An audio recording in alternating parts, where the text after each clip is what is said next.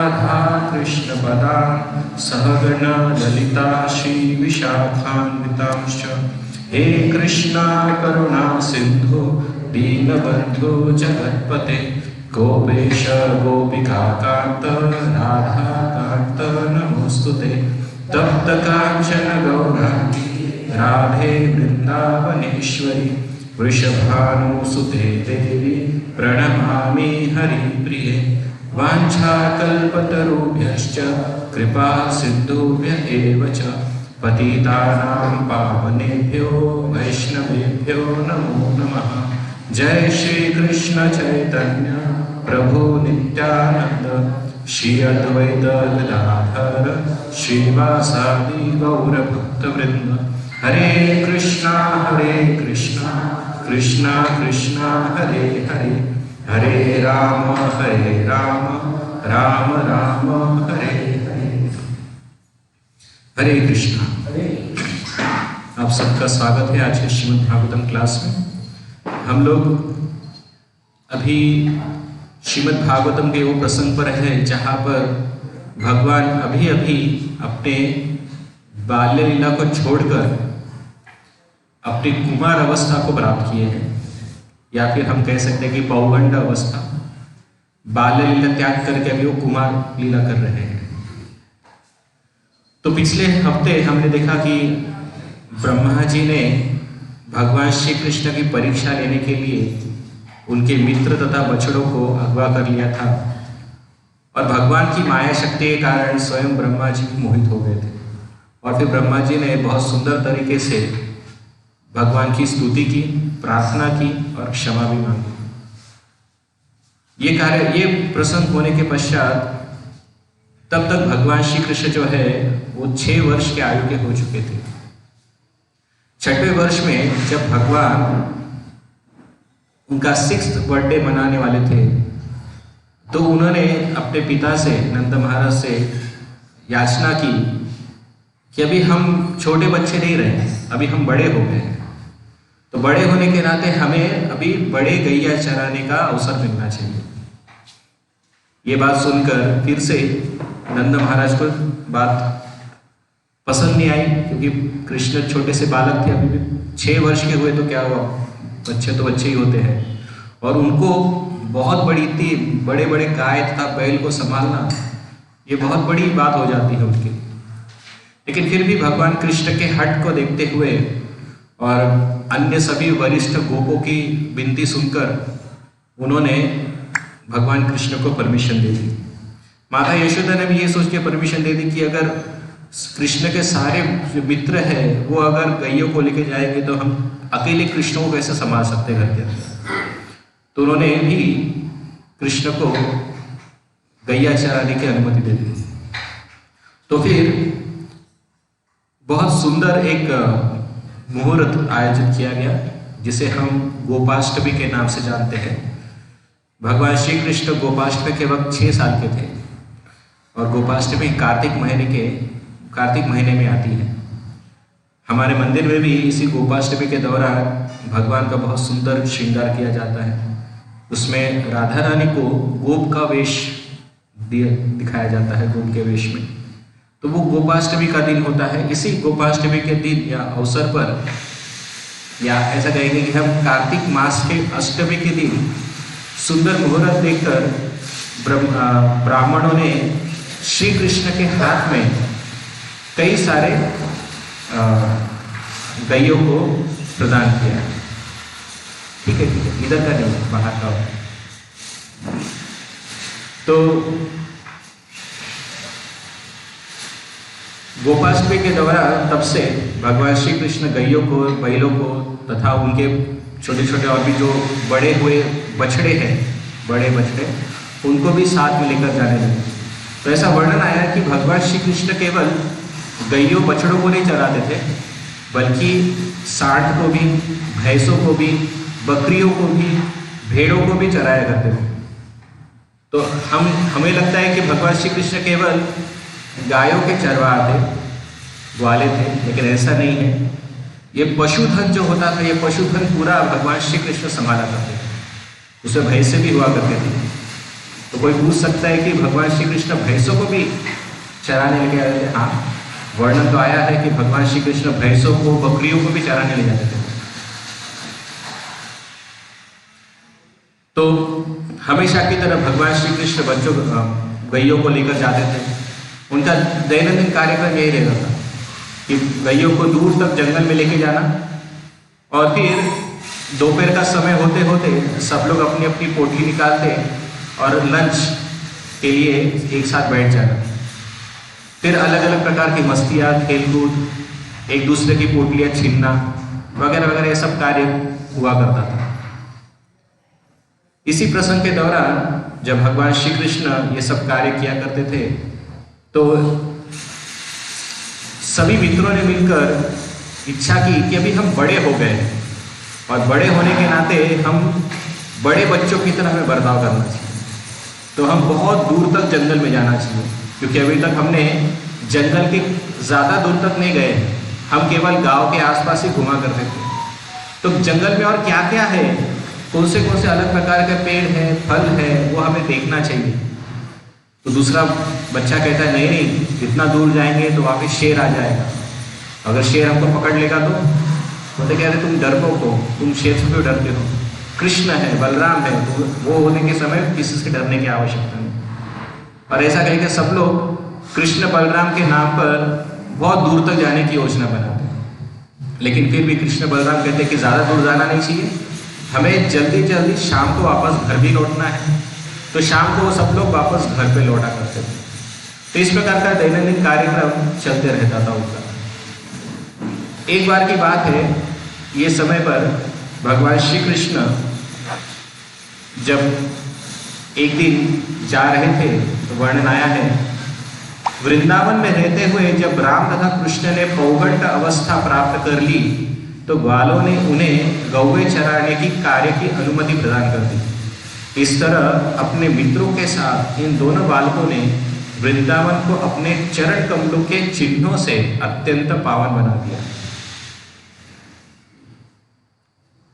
आपको शायद याद होगा कि जब भगवान श्री कृष्ण छोटे छोटे बछड़ों को ले जाया करते थे, तो माता यशोदा की इच्छा थी कि कृष्ण जब बाहर जंगल में जाएंगे तो हो सकता है कि वहाँ पे कंकड़, पत्थर, कांटे वगैरह सब कृष्ण के पैर पे चुभ सकते हैं।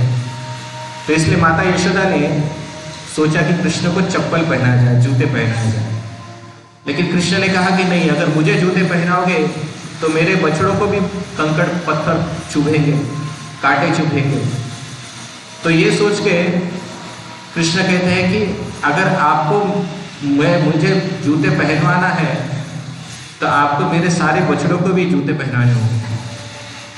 अभी सबको जूते पहनाना तो इम्पॉसिबल है, लेकिन ये सारी बातें गैयों ने सुन ली थी, क्योंकि कृष्ण की इन बातों को सुनकर सारे गैया जो थी उस सोच में पड़ गई कि कृष्ण केवल हमारे बारे में नहीं, मेरे बछड़ों के बारे में सोचते हैं। अपने बारे में केवल अपना न सोचकर हमारे बच्चों के बारे में सोचने वाले ऐसे कृष्ण, इनका भी हमें खास ध्यान रखना है।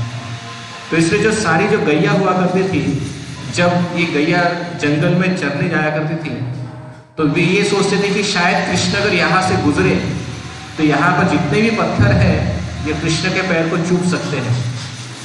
तो सारे जो गैया हुआ करते अपने पैरों के खुरों से उन पत्थरों को फोड़ देती थी। इतना फोड़ देते कि एकदम बारीक मिट्टी हो जाती थी, उसकी रेत जैसी मुलायम मिट्टी हो जाती थी। और इस तरह से गैयों ने अपनी शक्तियों से जहाँ जहाँ गई वो जाती थी, ये सोच के कि कृष्ण भी यहाँ से गुजरेंगे तो उनके पैरों में कुछ चुभे नहीं, इसलिए सारी गैया जो है अपने पैरों से सारे पत्थरों को फोड़ दिया करती थी, जिससे कृष्ण को तकलीफ ना हो। तो जब कृष्ण भी बड़े हो गए, पौगड़ लीला में आ गए और जब जंगल की तरफ बढ़ने लगे, तो उनका जो सारा जो मार्ग था वह एकदम सॉफ्ट मिट्टी से, अभी हम वृंदावन जब जाते हैं तो हमें वो रेत जैसा अनुभव होता है, तो वास्तविक वो पत्थर हुआ करते थे जो गैयों ने उसको फोड़ फोड़ कर रेत बना दिया उसका, और एकदम सॉफ्ट रेत बना दी। तो इस प्रकार का गैयों का भगवान श्री कृष्ण के प्रति प्रेम हुआ करता था। तो जब सुबह हुआ करती थी और भगवान श्री कृष्ण को कभी उठने में देर हो जाती थी तो गैया स्वयं ही गौशाला में से जोर जोर से चिल्लाना प्रारंभ करते थे, जोर जोर से हंबरना चालू करते थे ताकि कृष्ण जाग जाए, और कृष्ण जागेंगे तो हमें उनके साथ जाने का मौका मिलेगा। तो सारी जो गैया हुआ करती थी पहले सोचती थी कि हमारे बच्चे कितने भाग्यशाली हैं कि उनको कृष्ण का संग प्राप्त होता है। लेकिन अभी जब कृष्ण बड़े हो गए तो गैया सोचने लग गई कि अरे हम भी कितने भाग्यशाली नहीं हैं, पहले हमारे बच्चे कृष्ण के साथ जाया करते थे, अभी हम भी कृष्ण के साथ जा सकते हैं। ये सोच के सारे गैया जो थी बहुत खुश हुआ करते थे, और सबके सब गैया जो होती थी कृष्ण के उठने की और तैयार होकर उन्हें ले जाने की राह देखा करते थे। जैसे हमें पता है कि जब यहाँ पर हमारी जो गाय है यहाँ पे, जब सुबह का समय आता है और जब हमारे गो सेवक सेवा करने के लिए जाते हैं, और जब दूर से ही गैया देख लेती है कि गो सेवक के हाथ में खाने का सामान है तो शुरू से बेचैन हो जाती है। और जब जैसे ही वो खाने का सामान रख देते हैं तो गैया जो जिसे बांधा हुआ रहता है किसी तरह से अपना जो रस्सी है तोड़ने का या छूटने का प्रयास करती रहती है। तो ये स्वाभाविक दिखाई पड़ता है गैयों में कि वो जो उन्हें प्रिय है उसे प्राप्त करने के लिए बहुत लालयित रहती है। तो उसी प्रकार से कृष्ण जैसे ही वे दिखते हैं कि कृष्ण भी घर के बाहर निकले हैं, सज धज कर बाहर निकले हैं, हाथ में बिगल है, सब गोप मित्र भी खड़े हैं बाहर, तो सारी गैया खुश होती थी, चलो अभी आज कृष्ण के साथ हमें जाने का अवसर प्राप्त होगा। तो ये सोच के सारी गैया खुश होती थी। और कृष्ण भी थोड़ा सा हटीले थे। कृष्ण के एक हट हुआ करती थी, जब वे माता यशोदा उनको अलग अलग प्रकार का श्रृंगार गहने पहनाती थी तो माता यशोदा तो भगवान श्री कृष्ण को ये चीजें पसंद नहीं आती थी। उन्हें लगता था कि इतना सारा श्रृंगार, इतने सारे आभूषण जो है, इससे खेलने में कूदने में मजा नहीं आता। तो कभी कभी वो बहाना बनाते कि कहते कि माता केवल मैं ही क्यों गहने पहनूं, मेरी गैयों को भी मिलना चाहिए।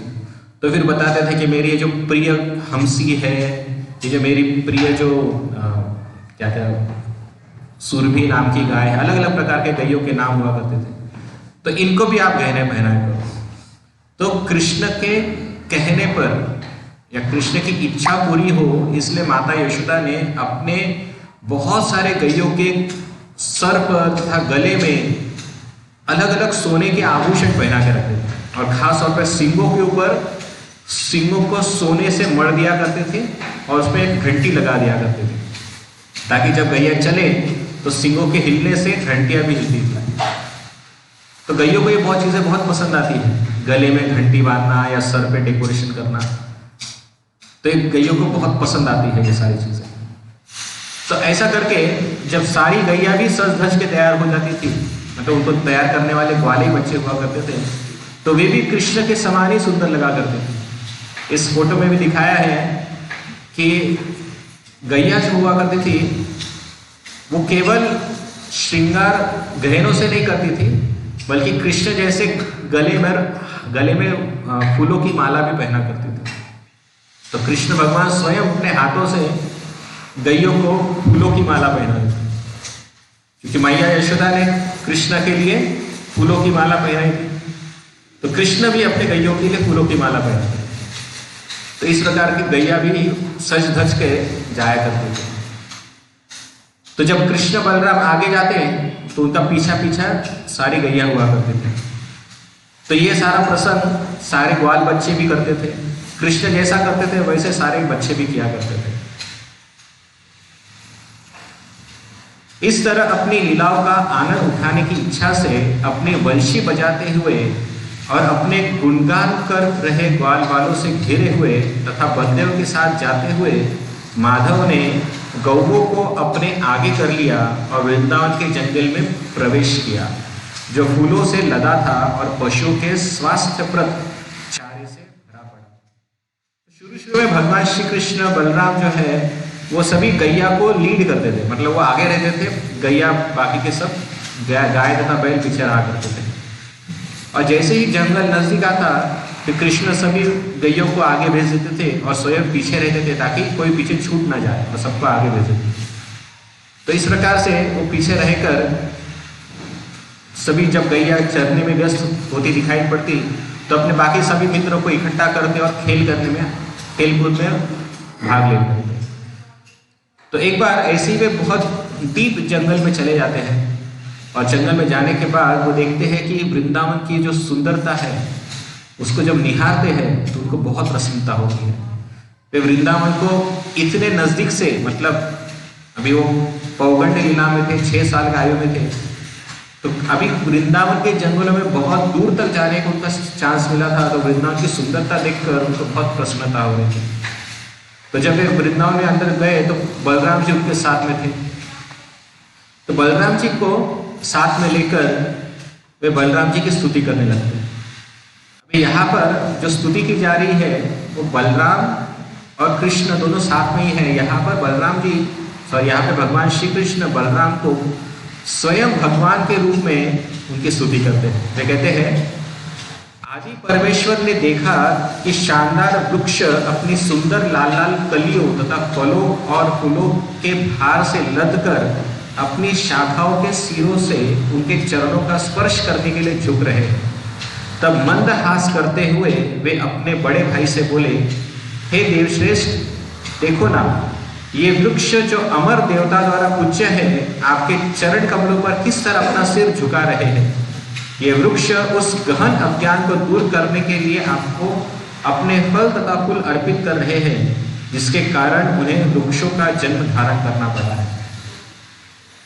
तो यहाँ पे प्रभुपाद बहुत सुंदर बताते हैं कि जब भगवान श्री कृष्ण जंगल में गए और वहां पे सुंदर फलों से लदे हुए पेड़ को देखा, तो फलों से लदे हुए पेड़ जो होते हैं वो आमतौर पर झुके होते हैं। वो फलों के कारण इतने भारी हो जाते हैं कि उनकी टहनियां नीचे झुक जाती है।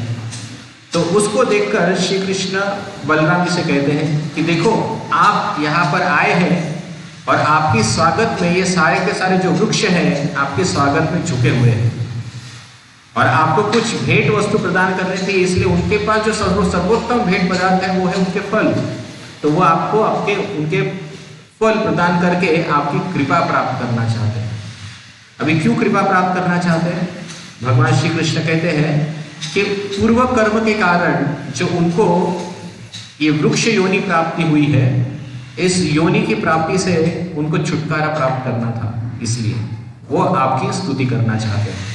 श्रील प्रभुपाद बताते हैं कि ये जो पेड़ पौधे तथा अन्य वृक्ष जो है, ये कोई साधारण जीव नहीं है। ये पूर्व जन्म में बहुत बड़े तथा महान ऋषि मुनिगण हुए थे, जिनका केवल एक ही दोष था कि वे भगवान के निराकार स्वरूप का चिंतन किया करते थे।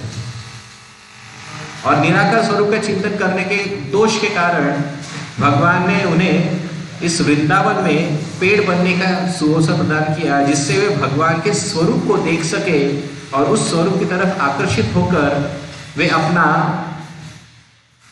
इनपर्सनल मतलब निराकार चिंतन छोड़कर साकार चिंतन कर सके। प्रभुपाद ऐसा कहते हैं।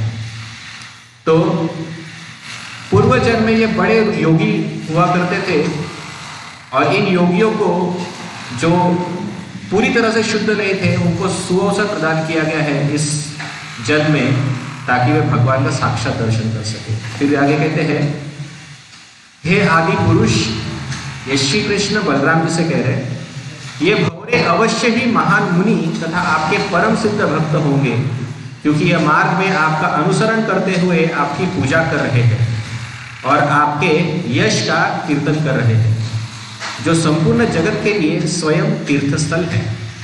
यद्यपि आपने इस जंगल में अपना वेश बदल रखा है, किंतु हे अनग, वे अपने आराध्य देव आपको छोड़ने के लिए तैयार नहीं है।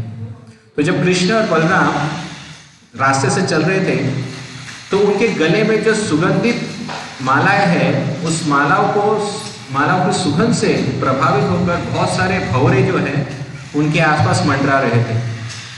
और ये जो भंवरे थे वो गुंजन कर रहे थे, मतलब आवाज कर रहे थे, और कितना भी उनको हटाने का प्रयत्न किया जाए तो ये भंवरे जो है फिर से वापस उसी गले के आसपास आकर गुंजन किया कर रहे थे। तो श्री कृष्ण हंसी मजाक में कहते हैं कि देखो ये भंवरे कितने भाग्यशाली हैं, जरूर ये पिछले जन्म में महान साधु होंगे, महान योगी जन होंगे, या फिर आपके भक्त होंगे, जिन्हें आपके सानिध्य का सुअवसर अब प्राप्त हुआ है। और कितना भी इनको मना करे लेकिन फिर भी ये आपके चरण छोड़ने को तैयार नहीं है, इतनी इनकी आपके प्रति भक्ति है।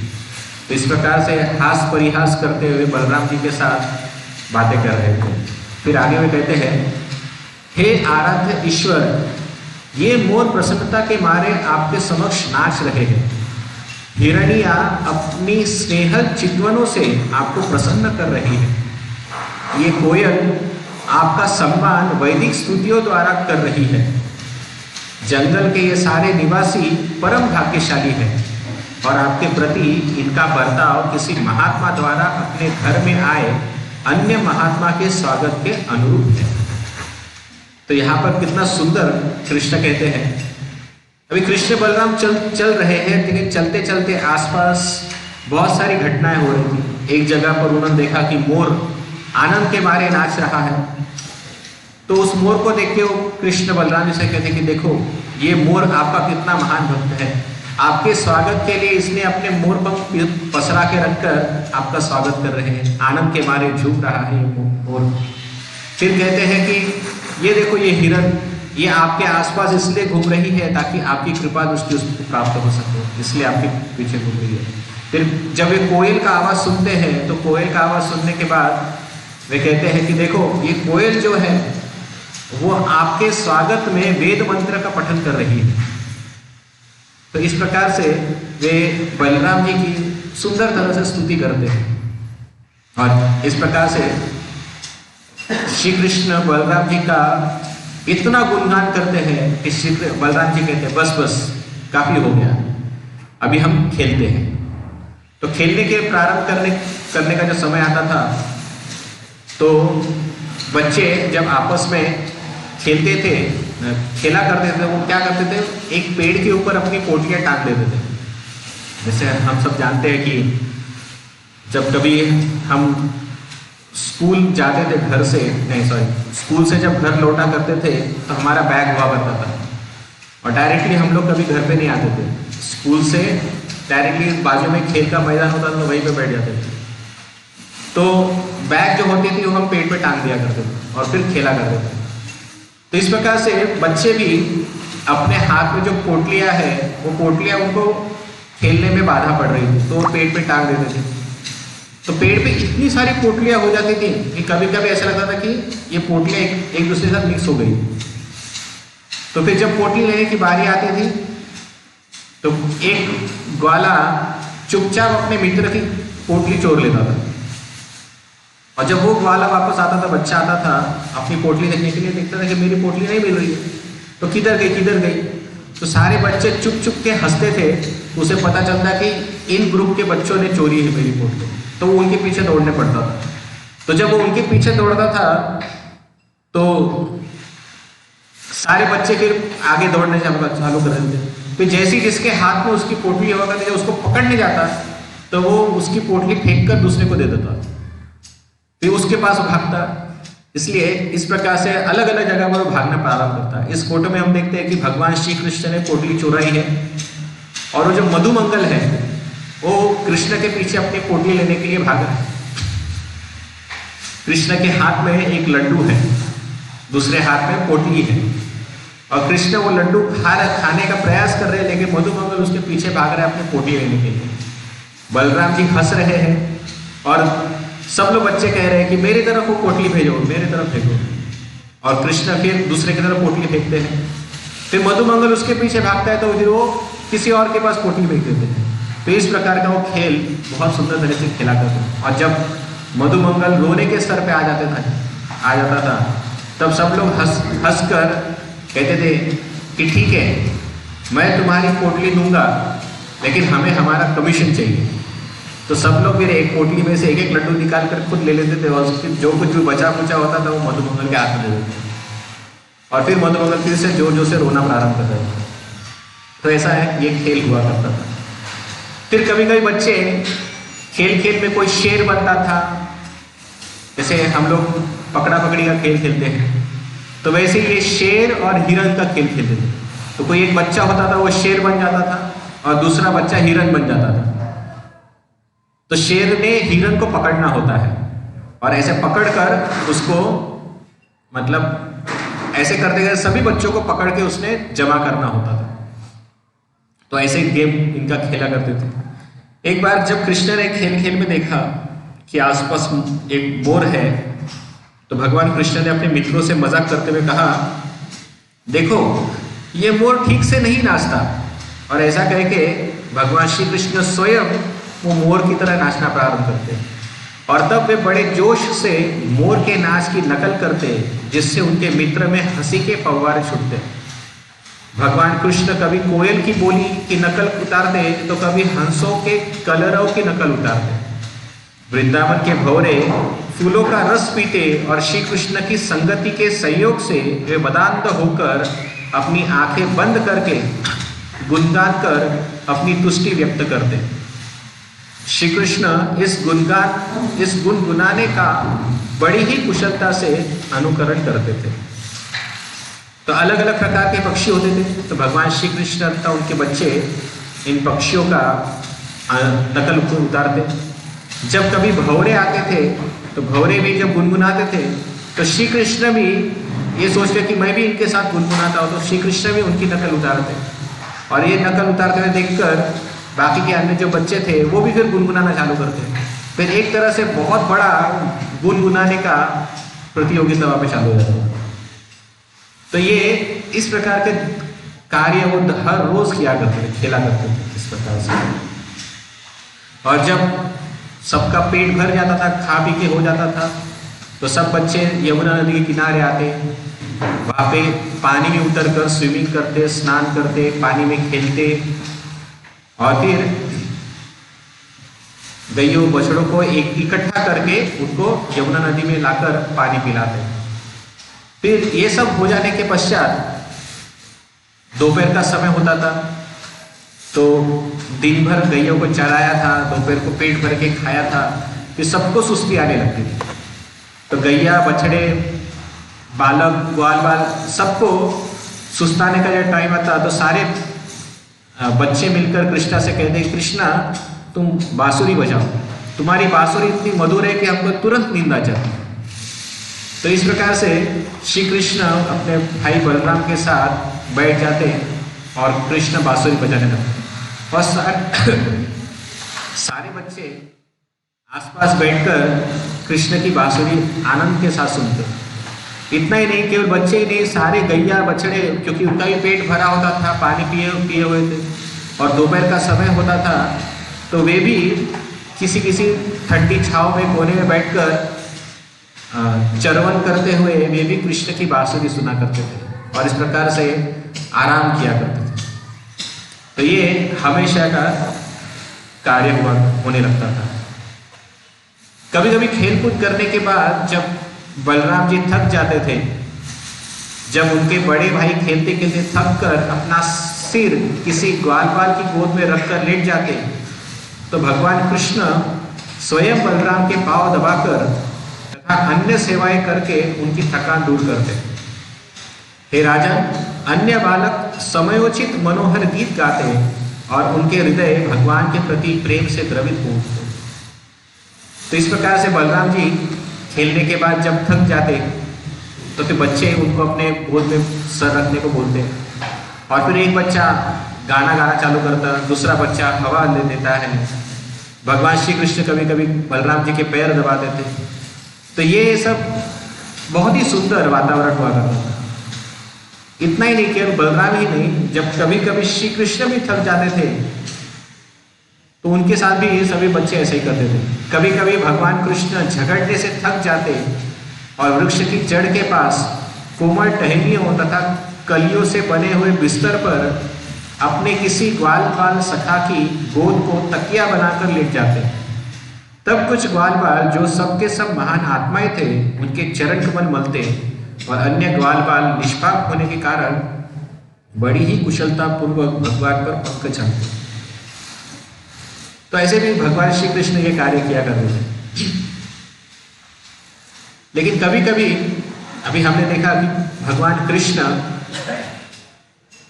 हमेशा बलराम जी के पांव दबाते थे, क्योंकि वो बड़े भाई हैं। तो बलराम जी वो जानते हैं कि कृष्ण उसके भी स्रोत है, उनके भी स्रोत है, तो वे कभी कभी अवसर प्राप्त करना चाहते थे कि मैं भी कभी भगवान श्री कृष्ण के चरण दबा सकूं।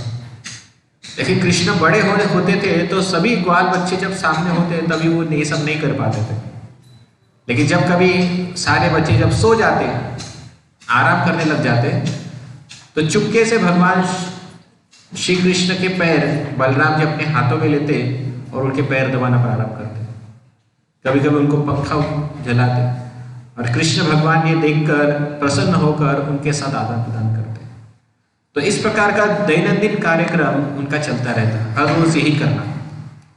एक बार गोवर्धन पर्वत के पास जब वे गैया चराने गए थे, तो उस जगह पर अचानक से एक सुंदर सुगंध वहां पे बहने लगी।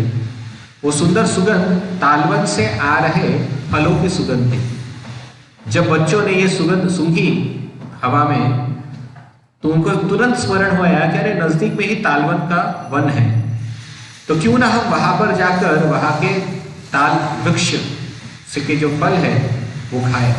लेकिन दूसरे बच्चे ने कहा नहीं नहीं, वहां पर तो धेनुकासुर नाम का राक्षस है, मेरी माता ने कहा है कि वहां नहीं जाना चाहिए, और वहां पर बड़े बड़े वाले भी नहीं जाते, डर के मारे, धेनुका के डर के मारे कोई भी वहां पर नहीं जाता। तो तीसरे बच्चे ने कहा तो क्या हुआ, हमारा कृष्ण और बलराम कब काम में आएगा? उसे हम कहते हैं जब वो जाएंगे तो धेनुकासुर कुछ नहीं कर पाएगा। तो फिर सबके सब भगवान श्री कृष्ण और बलराम के पास आते हैं और वे विनती करते हैं। खेलते हुए श्रीदामा, सुबल, स्तोक कृष्ण तथा अन्य ग्वाल वालों ने राम तथा कृष्ण से उस दुष्ट तथा दुर्दम धेनुकासुर का बखान किया, जिसने गधे का वेश धारण कर रखा था और जो गोवर्धन पर्वत के निकट के तालवन में रह रहा था। इस वन में अनेक प्रकार के मधुर फल थे, किंतु इस असुर के भय से कोई भी व्यक्ति इन फलों का आस्वादन करने का साहस नहीं जुटा पाया। तो सभी बच्चे जो थे बहुत ही बड़ा बड़ा बखान कर रहे थे। अभी वर्णन ऐसा आता है कि श्री कृष्ण के जो ग्वाल मित्र थे वे जानबूझकर धेनुकासुर को बहुत पराक्रमी बता रहे थे, ताकि कृष्ण और बलराम कहे अच्छा इतना पराक्रमी है, चलो देखते अभी। तो मतलब एक प्रकार से कृष्ण और बलराम के अंदर जो क्षत्रिय वृत्ति है, या जो बोलते ना चिथवने या चिथाना, ताकि कृष्ण बलराम युद्ध करने के लिए तैयार हो जाए, इस प्रकार से सारे जो बच्चे थे वो जानबूझकर धेनुकासुर के बल का बहुत विस्तार से वर्णन कर रहे थे। उसने ये किया है, उसने वो किया है, उसको कोई पकड़ नहीं सकता, हमारे बड़े बड़े जो वाले हैं वो भी कुछ उनके सामने कुछ नहीं कर सकते। महाराज कंस के साथ उसने युद्ध किया था, कंस भी उसको हराने में उसको मुश्किल हो रही थी, इतना पराक्रमी असुर है ये, देवतागण भी उसके सामने डरते हैं। ऐसा बहुत बड़ा बखान धेनुकासुर का किया जाता है। कृष्ण और बलराम केवल हंसते रहते हैं। तो सब बच्चे मिलकर बातें फाइनली कहते हैं कृष्ण से, कृष्ण तुमने इतने सारे असुरों को मारा है, हमारे पेट में भी जो असुर है उसका भी वध कर दो। अभी कौन सा पेट में कौन सा असुर है? भूख नाम का असुर। लेकिन ये भूख नाम के असुर को मारने का केवल एक ही उपाय है, जब तक धेनुकासुर नहीं मरेगा हमारा भूख का असुर नहीं मर सकता, तो कृपया करके इस धेनुकासुर को मारो। लेकिन भगवान श्री कृष्ण जानते थे बच्चों का मानसिकता क्या है, तो वो जानबूझ के कहने लगे नहीं नहीं, धेनुकासुर इतना महान पराक्रमी वीर है, मैं कैसे लड़ सकता उससे, क्योंकि अभी बच्चों ने बहुत बखान किया था धेनुकासुर का। तो कृष्ण भी कह रहे मैं भी डरता हूँ, मैं नहीं जा सकता, अपने धेनुकासुर ने मुझे मार दिया तो मैं तो अपनी माता का एकलौता संतान हूँ। तो इस प्रकार से भगवान श्री कृष्ण जानबूझकर डर दर्शा रहे थे। तो फिर बाकी के बच्चे ने सोचा कि अरे प्लान खुश हो गया, हमने तो सोचा था कि कृष्ण बहुत ही उत्तेजित हो जाएंगे और लड़ने के लिए तैयार हो जाएंगे, लेकिन हो नहीं रहे। तो कृष्ण ने भी बच्चों के मन की बात समझी और उन्होंने कहा, मैं तो डरता हूं, लेकिन बलराम जी वो तो मेरे बड़े भैया है, दाऊ भैया, उनको कहो, वो मान जाएंगे तो धेनुका सब कुछ भी नहीं कर सकता। तो सारे बच्चे मिलके फिर बलराम जी के पास जाते हैं और बलराम जी के पास जाकर बताते हैं कि कृष्ण भी जिससे डरते हैं उनको तुम ही हरा सकते हो। और तो बलराम जी फिर कृष्ण के मन की बात समझ लेते हैं और बोलते कि ठीक है, चलो हम जाते हैं तालवन की ओर, देखते कौन धेनुकासुर क्या करता है। तो जैसे ही सब बच्चे तालवन की तरफ निकल पड़ते हैं, तो तालवन की तरफ जाते जाते सब बच्चे गैयों को भी आगे लेकर जा रहे हैं, बच्चे भी इधर उधर खेलकूद मस्ती करते हुए जाते हैं। तो इस प्रकार से सब लोग कहते हैं कि अरे आज बहुत मजा आएगा, आज इतने सालों के बाद हमें ताल फल खाने को मिलेंगे, बहुत इतने दिनों तक हमने सिर्फ आम खाए हैं, अमरूद खाए हैं, बेर खाए हैं, आज पहली बार हमको ताल फल खाने को मिलेंगे, वगैरह वगैरह बहुत स्तुति कर रहे थे। और जैसे ही वे तालवन के पास पहुंचे तो सबके सब बच्चे डर गए थे। यहाँ तक कि जो गैया थी वे भी सामने जाने से डर रही थी, क्योंकि धेनुकासुर का आतंक इतना ज्यादा था कि उस परिसर के आसपास कोई पक्षी भी नहीं मंडराता था, वहां पर कोई पक्षी भी घूमता नहीं था। तो सारे जो गैया थी वो वहीं पर रुक गई, आगे जाने को तैयार नहीं। और सारे बच्चों ने कहा कि हम इसके आगे नहीं जा सकते, इसके आगे जाएंगे तो धेनुकासुर को मार डालेगा। तो कृष्ण जी में कहने लगे, हाँ हाँ बलराम जी भैया आप जाओ, मुझे बहुत डर लग रहा है, आगे मैं नहीं जा सकता। तो फिर श्री कृष्ण की बात सुनकर बलराम जी अंदर चले जाते हैं। और जब वो अंदर जाते हैं तो बलराम जी कहते हैं, अरे क्यों डरते हो, मैं हूं ना, आ जाओ सब लोग, देखता हूँ धेनुकासुर क्या करता है। तो डरते डरते कृष्ण तथा उनके मित्र सब अंदर आते हैं और फिर बलराम जी कहते हैं कि अभी सब लोग तैयार हो जाओ, सबको मैं फल खिलाता हूँ। और फिर वो पेड़ को पकड़कर जोर जोर से हिलाना प्रारंभ करते हैं, तो सारे जो फल है ऊपर से गिरना प्रारंभ हो जाता है। इस स्थिति को सुनकर राम तथा कृष्ण अपने संगियों की इच्छा पूर्ति के लिए इस वन की ओर चल पड़े। भगवान बलराम सबसे पहले अपने दोनों हाथों से मतवाले हाथी का बल लगाकर वृक्षों को हिलाने लगे, जिससे ताड़ के फल भूमि पर आ गिरे। गिरते हुए फलों की ध्वनि सुनकर गर्दभ असुर धेनुकासुर पृथ्वी तथा वृक्षों को थरथराता हुआ आक्रमण करने के लिए उनकी ओर दौड़ा। तो जब ये ताल फल नीचे गिरने लगे तो उसकी आवाज सुनकर धेनुकासुर, जो दोपहर का समय था, दोपहर का समय में वो नशे में दारू पी के सो रहा था, तो जब उसने सुना कि आवाज आ रहा है तो उसकी नींद टूट गई और वो तुरंत उस जगह पे दौड़ा जहां पर ये सब बच्चे थे। तो जैसे ही वहां पर बलराम जी धेनुकासुर वहां पे आया, उसने देखा कि बहुत सारे बच्चे वहां पर फल खा रहे, तो उसे बहुत गुस्सा आया। उसने तुरंत देखा कि एक बच्चा जो है वो पेड़ को हिला रहा है और फल गिरा रहा है, वो बलराम जी थे। तो तुरंत हरे कृष्ण,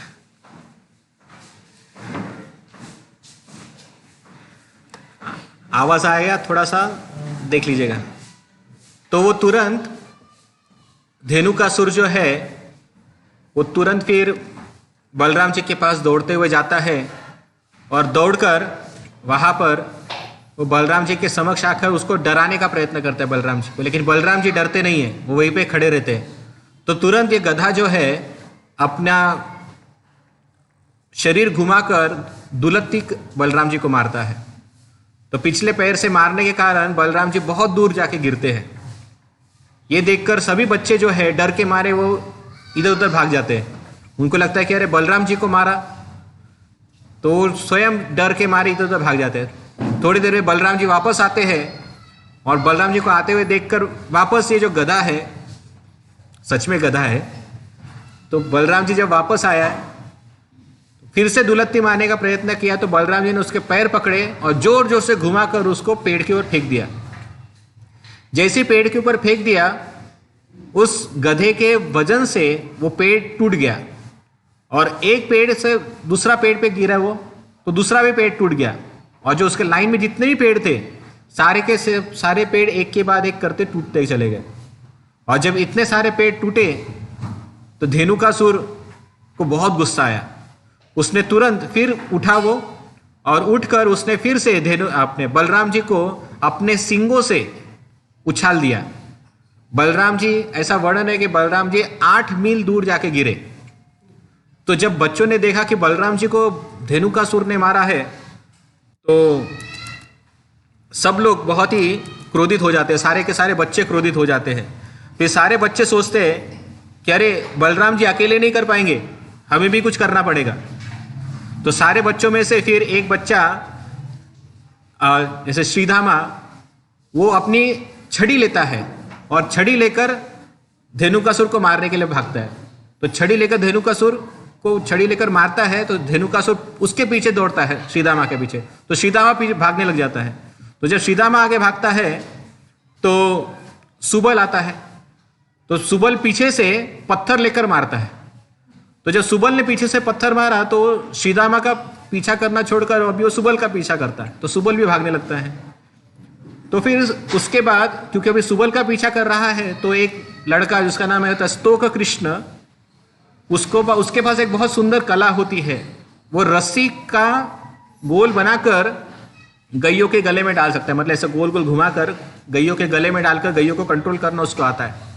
तो स्तोक कृष्ण अपने हाथ की रस्सी से वो धेनुकासुर के गले में रस्सी मार डालता है और पकड़ लेता है। तो धेनुकासुर की गति थम जाती है और स्तोक कृष्ण उसको जोर जोर से खींचना प्रारंभ करता है। तो जैसे स्तोक कृष्ण खींचना प्रारंभ करता है तो ये जो धेनुकासुर है, स्वाभाविक उसकी शक्ति ज्यादा है, तो जोर से अपना गर्दन हिलाता है और स्तोक कृष्ण रस्सी के साथ वो भी उछल कर फेंक दिया जाता है। फिर ये देखकर बाकी के जो अन्य मित्र है, जिसका नाम होता है अर्जुन और अंशु, अर्जुन और अंशु नाम के 2 मित्र होते हैं, ग्वाले मित्र होते कृष्ण के, तो वे भी आते हैं वहां पर और दोनों के दोनों आकर इस गधे को हाथों से मारना प्रारंभ करते पीठ पर। तो जब धेनुकासुर देखता है कि मुझे बच्चे मार रहे हैं तो अपनी दुलत्ती से अर्जुन और अंशु को दोनों को लातों से मार देता है। तो बच्चे भी दूर जाकर गिरते हैं। फिर अभी वरुथप नाम का एक गोप होता है, उसको भी ये देख के बहुत गुस्सा आता है कि मेरे मित्रों को मारा। तो उसने उसके हाथ में जो गेंद होती है वो गेंद लेकर उसके मुंह पर मारता है और ऐसे करते करते बहुत बार मारता है। तो मुंह पे गेंद मारता है, गेंद जो है वापस उसके हाथ में आती है तो वापस फेंक के मारता है। तो ऐसा करते करते जब तक वो गधा वरुथपा के पास आता रहता है तब तक वो गेंद मारते रहता है और इतना इरिटेटिंग हो जाता है धेनुकासुर के, इतना क्रोधित होकर वरुथपा के पास आता है और आते ही वो अपनी दुलत्ती से वरुथपा को मारने के लिए प्रयत्न करता है। लेकिन उतने में तुरंत भगवान कृष्ण वहां पर आते हैं और उसकी दुलत्ती पकड़ लेते हैं। और कृष्ण जब दुलत्ती पकड़ते हैं और पकड़ के जोर जोर से घुमाते हैं और जोर जोर से घुमाकर उसे फेंक देते हैं। 80 मील दूर तक वो गधा जाकर गिरता है। ऐसा बताया गया है कि वो गोवर्धन पर्वत के ऊपर जाके गिरता है और गोवर्धन पर्वत की शिलाओं पर टकरा जाने के कारण 1 घंटे तक वो बेहोश रहता है वहां पर। तो 1 घंटे बेहोश होने के बाद जब उसे होश आता है तो फिर वो गोवर्धन पर्वत का एक बड़ा सा शिला लेता है, पत्थर लेता है और उस पत्थर को अपने सर पर रखकर, सिर पर उठाकर वो कृष्ण पे दे मारता है। लेकिन कृष्ण को कोई फर्क नहीं पड़ता, उस पत्थर को हाथ में आसानी से झेल लेते हैं और उसी पत्थर को लेकर वापस धेनुकासुर को फेंक के मारते हैं। तो धेनुकासुर अभी पत्थर के नीचे कुचल जाने के कारण फिर से वो बेहोश हो जाता है। अभी इस बार धेनुकासुर जब होश में आता है तो उसे लगता है कि अभी मुझे अपना आकार बढ़ाना पड़ेगा, तो अपना ओरिजिनल आकार में आ जाता है। तो उसका आकार बहुत बड़ा बताया गया, उसके 4 सींग होते हैं, बहुत नुकीले सींग होते हैं। तो वो दौड़ते दौड़ते कृष्ण के पास आते हैं और कृष्ण को मारने का प्रयत्न करते हैं और अपने सींगों से कृष्ण को उठाकर आकाश में फेंक देते हैं। आकाश में फेंकने के बाद ये जो धेनुकासुर है वो भी आकाश में उड़ जाता है और आकाश में दोनों का युद्ध चलता है। फिर फाइनली भगवान श्री कृष्ण धेनुकासुर की पूंछ पकड़ते हैं, जोर जोर से गोल घुमाते और जमीन पर फेंक मारते हैं। जमीन पर फेंकने के कारण बेचारा धेनुकासुर की हड्डियां टूट जाती है और जब नीचे आते हैं तो जब हड्डियां टूट के वो ऑलमोस्ट बेहोश जैसा हो जाता था हो गया था, उतने में फिर बलराम जी वहां पर आते हैं। तो बलराम जी को देखकर फिर से इस धेनुकासुर को क्रोध आता है। अपने मुंह से फिर वो बलराम जी को पकड़ लेता है, और बलराम जी को पकड़ने के बाद बलराम जी उसका अपने हाथों से उसका मुंह ऐसा खींचते हैं और मुंह को पकड़ के गोल गोल गोल उठा के फेंक देते हैं। ऐसा करते करते फाइनली जब अल्टीमेटली जब धेनुकासुर ऑलमोस्ट मरने के कगार पर था, तो लास्ट कोशिश के लिए धेनुकासुर वापस आता है, बलराम जी को प्रहार करने आता है। तो बलराम जी उसके पैर पकड़ते जोर जोर से घुमाकर फेंक देते। तो फेंक कर वो एक बहुत बड़े जो वृक्ष था, ताल वृक्ष था, उस पर जाके गिरता है और वहीं पर वो अपने प्राण त्याग देता है। तो इस प्रकार से बलराम जी ने धेनुकासुर का वध कर दिया। तो जब धेनुकासुर का वध हो गया तो उनके जो बाकी के जो गधे दोस्त थे, अभी स्वाभाविक है गधे दोस्त गधे ही है, अपना स्वामी मारा गया तो उनको अकल आनी चाहिए कि हमारे साथ भी ऐसा ही होगा। लेकिन फिर भी सारे के सारे गधे मित्र वहां पर आए और उन्होंने देखा कि अरे ये बलराम जी जो है, ये सफेद बालक जो है, ये बहुत शक्तिशाली है, हम बाकी के बालों को और आक्रमण करेंगे। तो सारे के सारे गधे जो है वह आक्रमण करने के लिए इधर उधर बच्चों को ढूंढ रहे, मतलब भाग रहे थे बच्चों के पीछे। तो कृष्ण और बलराम दोनों मिलकर फिर बाकी के जितने भी बचे हुए गधे थे उन गधों को एक एक करके पकड़ा, सबकी पूंछ पकड़ी और सबकी पूंछ पकड़ के घुमा रहे दोनों के दोनों हाथों से, और घुमा घुमा कर फेंक रहे। तो जितने भी गधे थे वो सब उड़ उड़ कर पेड़ों के ऊपर जाके अटक जाते थे और वहां पर अपना प्राण त्याग करते थे। तो इस प्रकार से वो दृश्य ऐसा लग रहा था मानो कि आकाश के काले बादलों में तारे चमक रहे हो, अलग अलग प्रकार के रंगी बिरंगी तारे चमक रहे हो। तो ऐसा वो दृश्य लग रहा था। तो जब सारे के सारे गधे मर गए और गधों के वजन से जब पेड़ के ऊपर के फल जब नीचे गिरे, तो बलराम जी ने कहा देखो कितने सारे फल आ गए आपके लिए, खाओ अभी। तो बच्चे ने कहा नहीं नहीं, अभी हम नहीं खाएंगे ये फलों को, ये फल जो है ये इन असुरों के रक्त से सने हुए हैं, तो हम ये फल नहीं खाएंगे। और ऐसा कह के वहां से सब लोग चल पड़े। तो कृष्ण तथा बलराम फिर जिस कारण से वहां पर आए थे फलों को तोड़ने के लिए, उन्होंने किया, लेकिन वो फाइनली वो फल जो है वो नहीं खा पाए। तो श्रील प्रभुपाद तात्पर्य बताते हैं कि आज भी ब्रजवासी लोग उस तालवन के फल नहीं खाते, क्योंकि वे ये सोचते हैं कि ये तालवन के जो फल है ये धेनुकासुर के खून से लदे हुए हैं, इसलिए वो नहीं खाते। लेकिन जो अन्य जो जंगल में रहने वाले जो लोग होते हैं, कुछ तो नाम है उनका, भूल गया, इसमें लिखा था। तो ये जो अलग प्रकार के जो लोग हैं वो इन फलों को लेते हैं और उन फलों को खाते हैं। तो प्रभुपाद बताते हैं कि भक्तगण आमतौर पर धेनुकासुर का वध करने के कारण, और क्योंकि बाकी अन्य ग्वाल बालों ने उसका तिरस्कार रिजेक्ट कर दिया, इसलिए आज भी कोई वैष्णव उस तालवन के फल नहीं खाता, ऐसा प्रभुपाद लिखते हैं।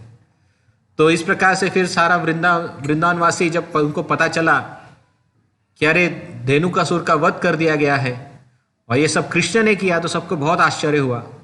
माता यशोदा उन्होंने पूछा कि अरे ऐसे कैसे हुआ? तो कृष्ण बहुत बड़ी बड़ी स्तुति करने लगे, अरे मैंने कुछ नहीं किया, ये तो भैया बलराम जी ने किया है, बलराम जी ने सब असुरों को मार भगाया, मैं तो डर के मारे अंदर गया ही नहीं। मतलब ऐसा झूठ मूठ कह दिया उनको, ताकि माता यशोदा ज़्यादा डरे नहीं। ये सब बलराम जी ने किया, मैंने कुछ नहीं किया, मैं तो पेड़ के पीछे छुप गया था। ऐसा कह के ये लीला समाप्त होती है। क्या करें? ओके, एक एक करके आगे बढ़ते हैं। तो इस प्रकार की लीला वो हमेशा किया करते थे। कभी ना कोई असुर आया करता था।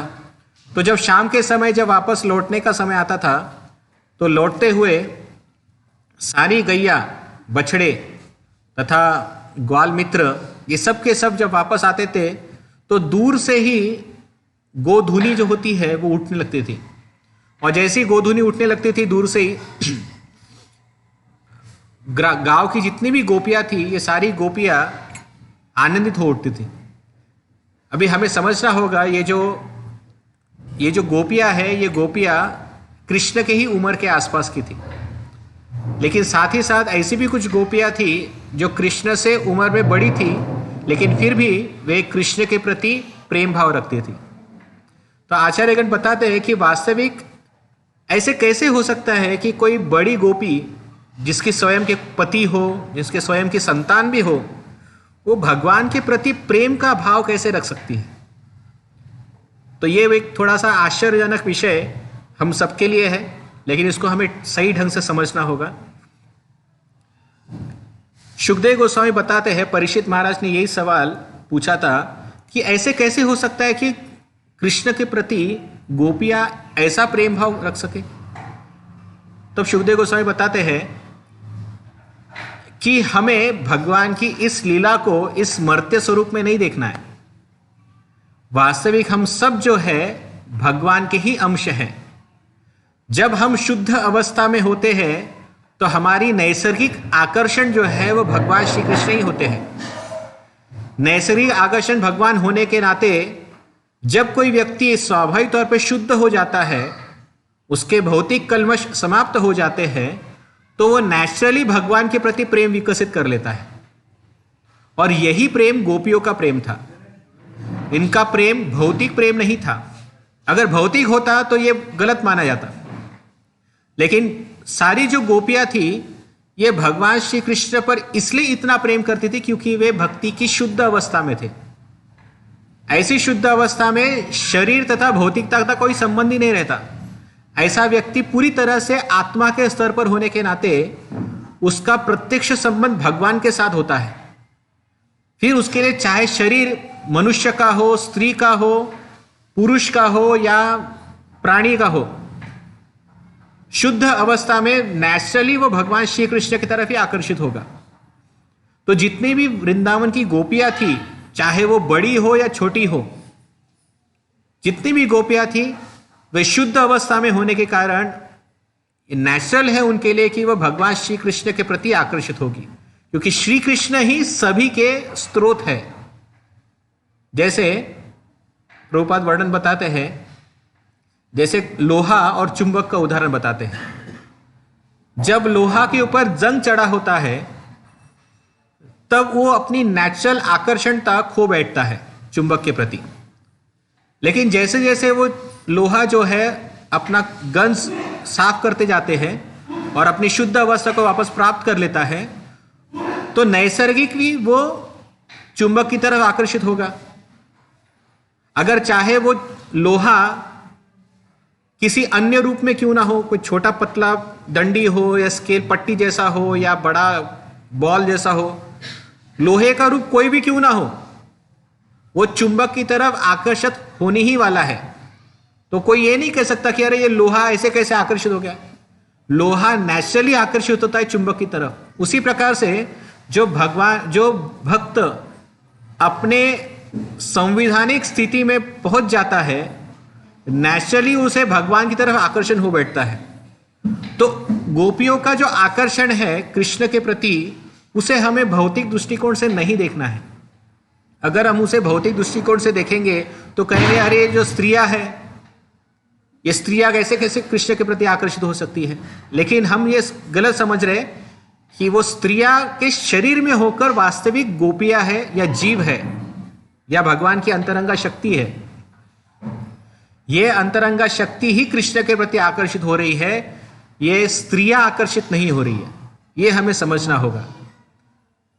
जब हम इस अवस्था को समझेंगे तभी हम इस भ्रामक स्थिति से या भ्रामक कल्पना से निकल पाएंगे कि इस प्रकार की गोपियां व्यभिचारिणी कैसे हो सकती है। तो गोपियां व्यभिचारिणी अवस्था में हो ही नहीं सकती। व्यभिचार वृत्ति तब होती जब वे कृष्ण को छोड़कर किसी और के प्रति आकर्षित होती। समझ रहे? उदाहरण के लिए पति पत्नी का संबंध जब धर्म अनुचित हो, धर्मोचित हो, तो वो संबंध पवित्र माना जाता है, क्योंकि धर्म के अनुसार वो पत्नी जो है पति की तरफ आकर्षित होती है, तो स्वाभाविक है, धर्म अनुसार है। लेकिन अगर वही पत्नी अगर धर्म के विरुद्ध किसी और के प्रति आकर्षित हो तो वो व्यभिचार कहलाता है। हम सब जितने भी जीवात्माएं हैं ये भगवान के अंश है, भगवान की शक्तियां है।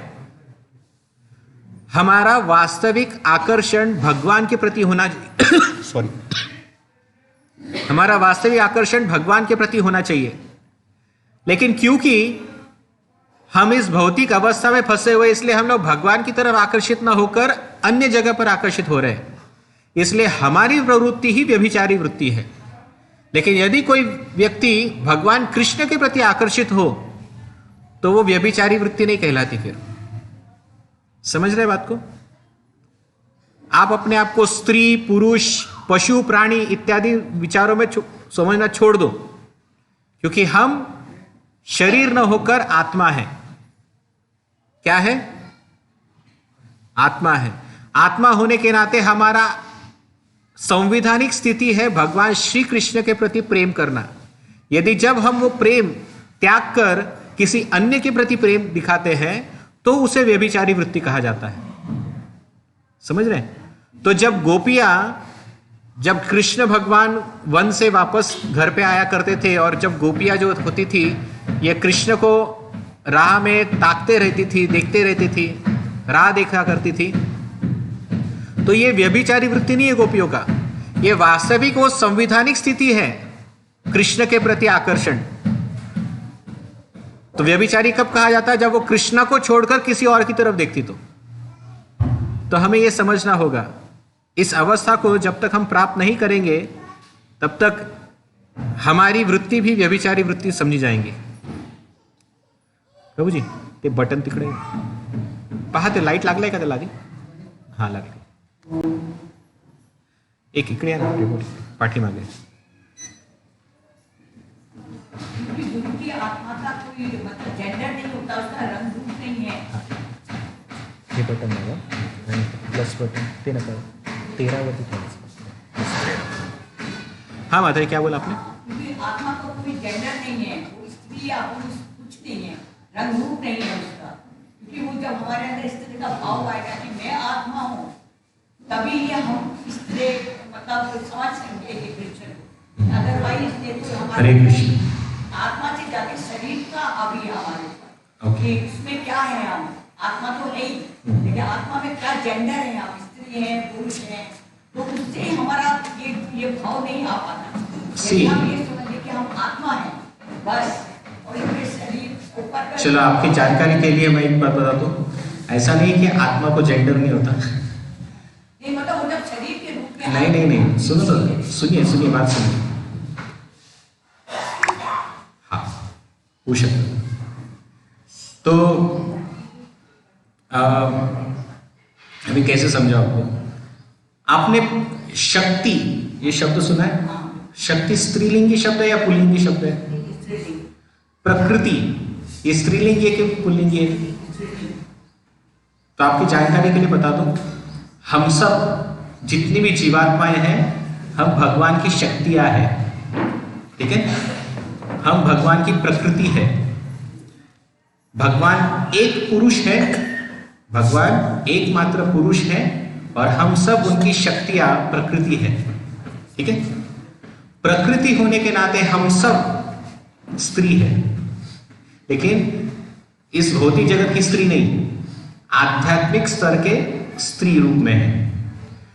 तो क्योंकि क्या है कि हमने आध्यात्मिक जगत में कुछ गड़बड़े की, इसलिए हमें ये शरीर प्रदान किया गया है और इस शरीर में हम अपने को पुरुष समझते हैं, स्त्री समझते हैं, लेकिन हमारी ओरिजिनल आइडेंटिटी आत्मा ही है हम. लेकिन आत्मा भी जेंडर वाइज है. आत्मा सारी की सारी स्त्रीलिंगी है या स्त्री रूप में ही है. तो मैं पुरुष शरीर में हूं, लेकिन वास्तविक मेरी ओरिजिनल आइडेंटिटी भगवान की शक्ति है. ठीक है, तो भी वो शक्ति किस रूप में है वो अभी तक हमें नहीं पता, लेकिन हम सब भगवान की ही शक्तियां हैं. तो शक्ति होने के नाते शक्ति जो है शक्तिमान की तरह स्वाभाविक आकर्षित होती है. ठीक है, तो हम सब प्रकृति है, भगवान की शक्तियां हैं, तो इस वजह से हम नेचुरली भगवान के प्रति आकर्षित होंगे. भगवान एकमात्र भगवान ही पुरुष है और हम सब प्रकृतियां हैं, हम सब, ठीक है। लेकिन जब ये प्रकृति पुरुष बनना चाहती है तब इस भौतिक जगत में भेजी जाती है। जैसा हमने कहा आत्मा इस जगत में भेजा गया है कुछ गलती के कारण। तो गलती क्या है? जब ये प्रकृति पुरुष बनना चाहती है तब उसे इस भौतिक जगत में भेजा जाता है। लेकिन पुरुष तो एकमात्र कृष्ण ही है, तो हम क्या करते हैं? कृष्ण का पद प्राप्त करना चाहते हैं। तो जब ये मानसिकता लेते हैं हम, तब भगवान हमें इस भौतिक जगत में भेजते हैं, ठीक है। तो जब तक पुरुष बनने की इच्छा है तब तक इस जगत में फंसे रहना पड़ेगा।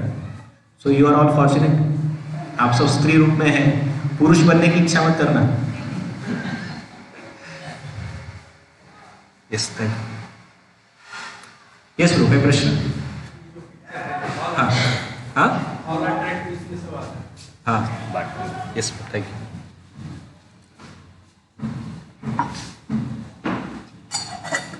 Thank you. Krishna is all attractive. अभी मुझे बताइए, यहाँ पे जो गाय है, बछड़ा है, वो कृष्ण के प्रति इतना आकर्षित क्यों है? नेचुरल स्वभाव है। लोहा शुद्ध अवस्था में चुंबक के प्रति ही आकर्षित होगा। उसी प्रकार से शरीर कोई भी हो, गोपी का शरीर हो, गोप का शरीर हो, स्त्री पुरुष पशु पक्षी कुछ भी क्यों ना हो, वो स्वाभाविक कृष्ण के प्रति आकर्षित होगा। मैंने एक बार एक क्लास दिया था। बहुत बार लोग कहते हैं, खासतौर पे माताजी लोग कहते हैं, क्या हमें स्त्री का शरीर मिला है, वी आर सो अनफॉर्चुनेट, पुरुष बनते तो कितना अच्छा होता। कभी कभी स्त्रियों को ऐसा लगता है, लेकिन अगर सही मायने में अगर शास्त्र का अध्ययन करेंगे तो हमें पता चलेगा स्त्रियों से बढ़कर भगवान की शक्ति करने की सुविधा और कोई शरीर में नहीं है। आप बोलेंगे ऐसा कैसे? It's a fact. उदाहरण दूं आपको कुछ। कभी कभी मैं अपने माता को देखता हूँ, मदर को, भगवान की सेवा करने के लिए अलग अलग प्रकार के कार्य करते रहती है। तो ये पर्सनल सर्विस है भगवान की। जैसे माता लोग यहाँ पर फूल बनाते हैं, हार बनाते हैं, ये पर्सनल सर्विस है भगवान की। भगवान के लिए खाना बनाना ये व्यक्तिगत पर्सनल सर्विस है। वैकुंठ धाम में कौन प्रचार करता है? कोई भगवा कपड़ा पहनता है क्या वैकुंठ धाम में? कोई नहीं। वहाँ पे ऐसा कोई है ही नहीं प्रचार करने वाला, ना कोई सन्यासी है ना कोई ब्रह्मचारी है। वहाँ पे सब सेवा करने वाले भगवान के शुद्ध भक्त हैं। तो प्रचार करने का कार्य केवल इस भौतिक जगत में मिलता है, आध्यात्मिक में कोई प्रचार नहीं करता। और सबसे ज्यादा निकटतम संज्ञा कौन है भगवान की? सारी गोपियां हैं। तो नेचुरली जो स्त्री होती है नेचुरली पुरुष की तरफ आकर्षित होती है। सही बात। क्या कोई पुरुष नेचुरली किसी पुरुष की तरफ आकर्षित होगा क्या? नहीं होगा। तो अशुद्ध मतलब इस भौतिक अवस्था में देखा जाए तो स्त्री नेचुरली कृष्ण के प्रति आकर्षित हो सकती है, ठीक है। लेकिन अगर कोई कहे कि अरे ये प्रभु जी कृष्ण के प्रति आकर्षित हो रहे हैं, तो भौतिकवादी व्यक्ति भी सोचेगा ऐसे कैसे, नहीं होना चाहिए।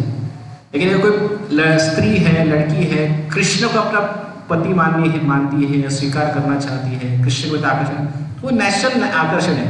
क्योंकि स्त्रियों को नेचुरली पुरुष आकर्षित लगता है, और सुंदर पुरुष तो और भी आकर्षित लगता है। और कौन है कृष्ण से सुंदर? कोई नहीं है।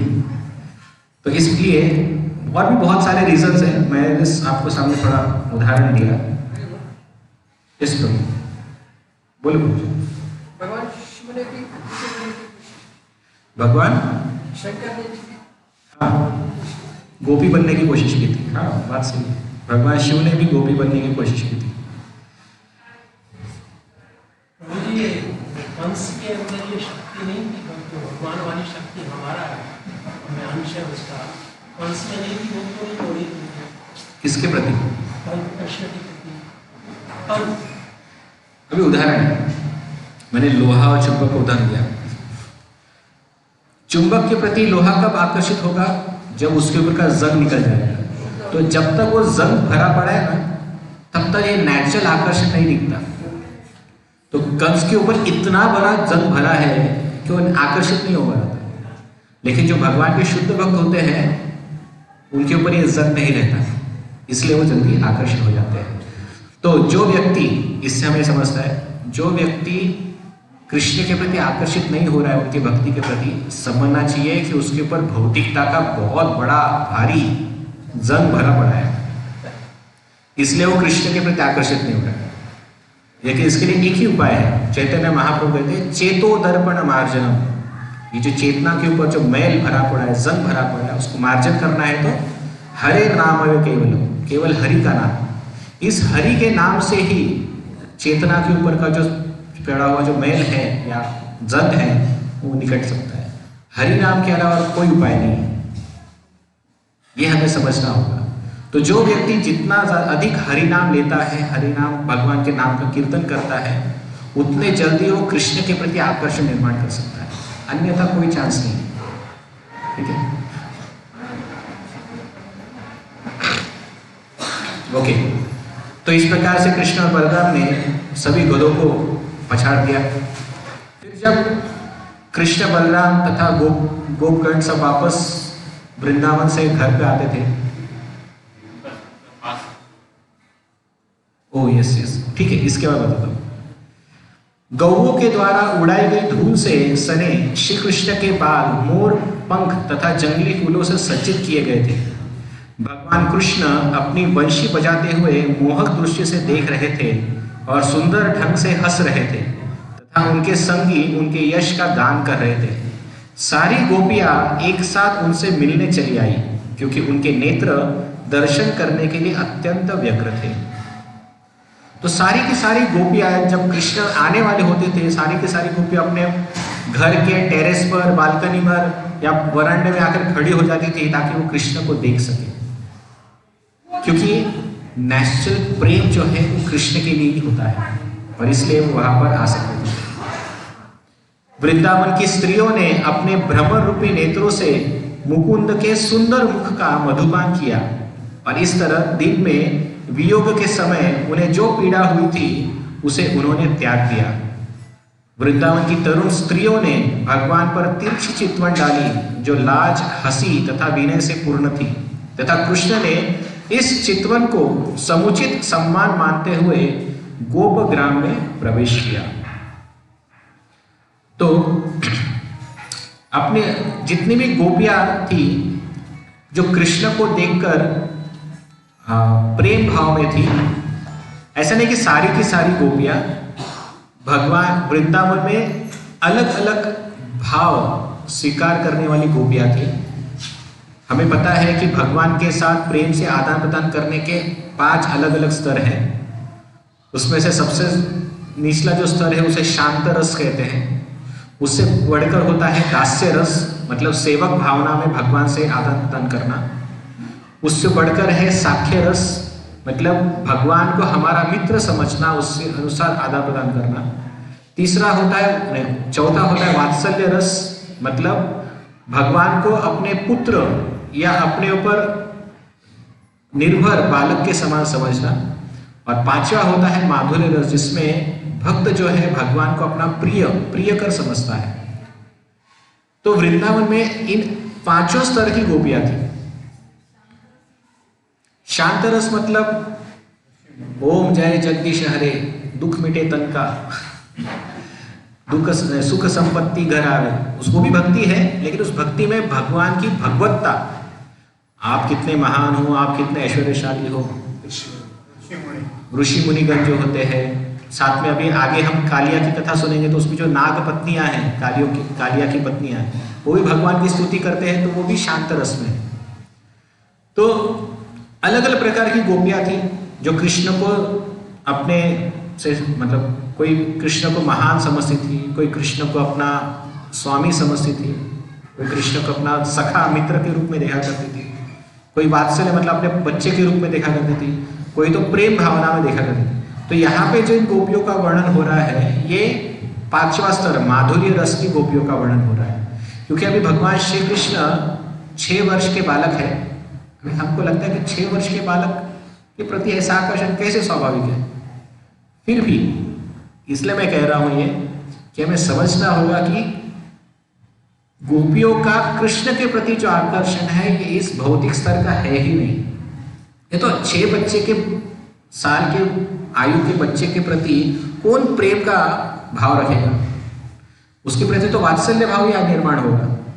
लेकिन जब गोपियां, खासतौर पर शादीशुदा जिनकी बच्चे हैं, ऐसी गोपियां भी कृष्ण के प्रति जब प्रेम का भाव रखती है तो समझना होगा कि वो जो संबंध है ये भौतिक संबंध के स्तर पर ही नहीं है, ये अलग ही डायमेंशन में प्रेम संबंध चल रहा है, जहां पर कृष्ण अपने मूल स्वरूप पूर्ण पुरुषोत्तम के रूप में है और गोपियां भी अपने मूल स्वरूप को मतलब भगवान के आध्यात्मिक शक्ति के रूप में है। ये शरीर कोई छोटा है कोई बड़ा है, शारीरिक भेद दिख सकता है हमको, लेकिन शारीरिक स्तर पे ये लीला है ही नहीं। चलो आपको एक उदाहरण बताता हूं इसके लिए, अगर आपकी जानकारी के लिए। आपने कभी कृष्ण और गोपियों को, अभी यहाँ पर एक फोटो है, राधा और कृष्ण दिख रहे हैं। भगवान कृष्ण की उम्र कितनी होगी यहाँ पर, कितनी लग सकती है? 16-17 साल, है ना? लेकिन भगवान श्री कृष्ण 11 साल की उम्र में, 11 नहीं, 10 साल 4 महीने की उम्र में ही वो वृंदावन छोड़ के चले गए थे। अभी 10 साल का बच्चा कितना होता है? और ये बच्चा 10 साल का लगता है क्या? नहीं लगता है, बराबर। वृंदावन तो कृष्ण ने 10.5 साल की उम्र में ही छोड़ दिया था।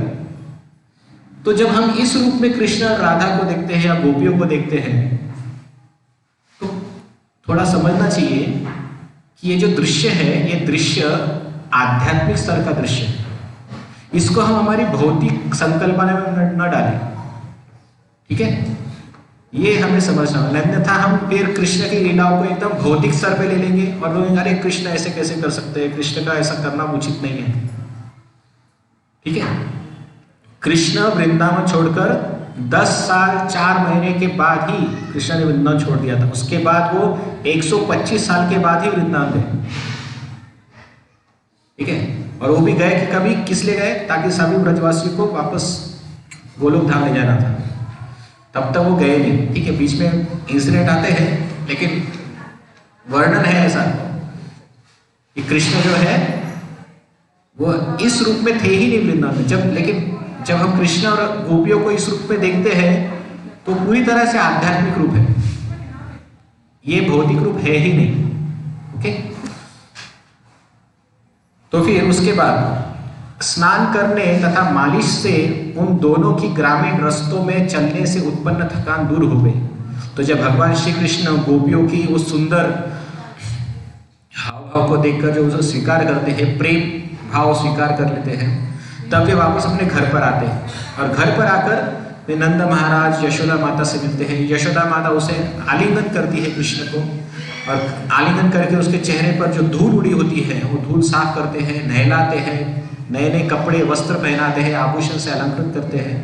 और फिर नंद महाराज फिर शाम को डिनर के लिए उनका वेट करते हैं डिनर टेबल पर। फिर कृष्ण, बलराम और कभी कभी कृष्ण के सखा भी उनके साथ आकर खाना खा लेते हैं।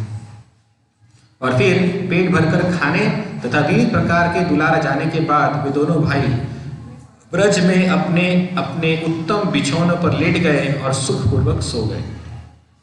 तो ये कृष्ण की दिनचर्या हुआ करती थी। तो भगवान की ऐसी लीला है, अभी इसके आगे जो हम सुनने वाले हैं बहुत ही ऐसा लगेगा कि किसी युवक की लीला है, लेकिन जब भी कृष्ण गोपियों के साथ होते हैं हमें समझना है कि ये भौतिक संबंध नहीं है, ये पूरी तरह से उसका स्तर आध्यात्मिक है। जब तक ये हम दिमाग में नहीं डालेंगे हम कंफ्यूज रहेंगे। अब ये जो धेनुकासुर है ये कौन है? धेनुकासुर अपने पूर्व जन्म में साहसिक नाम का असुर था। बलि महाराज के अनेक संतान थी, उसमें से सबसे बड़ी संतान साहसिक था। बलि महाराज सबको पता है, वामन देव बलि महाराज, तो साहसिक बलि महाराज का बेटा था। तो वामन देव ने बलि महाराज पर प्रसन्न होकर, वामन देव पर, बलि महाराज ने प्रहलाद महाराज पे प्रसन्न होकर भगवान नरसिंह ने आशीर्वाद दिया था कि उनके सारी जो क्या बोलते हैं देश जितने भी जनरेशन है वो उनके द्वारा सुरक्षित रहेगी, सबको सुरक्षा प्रदान करेगी।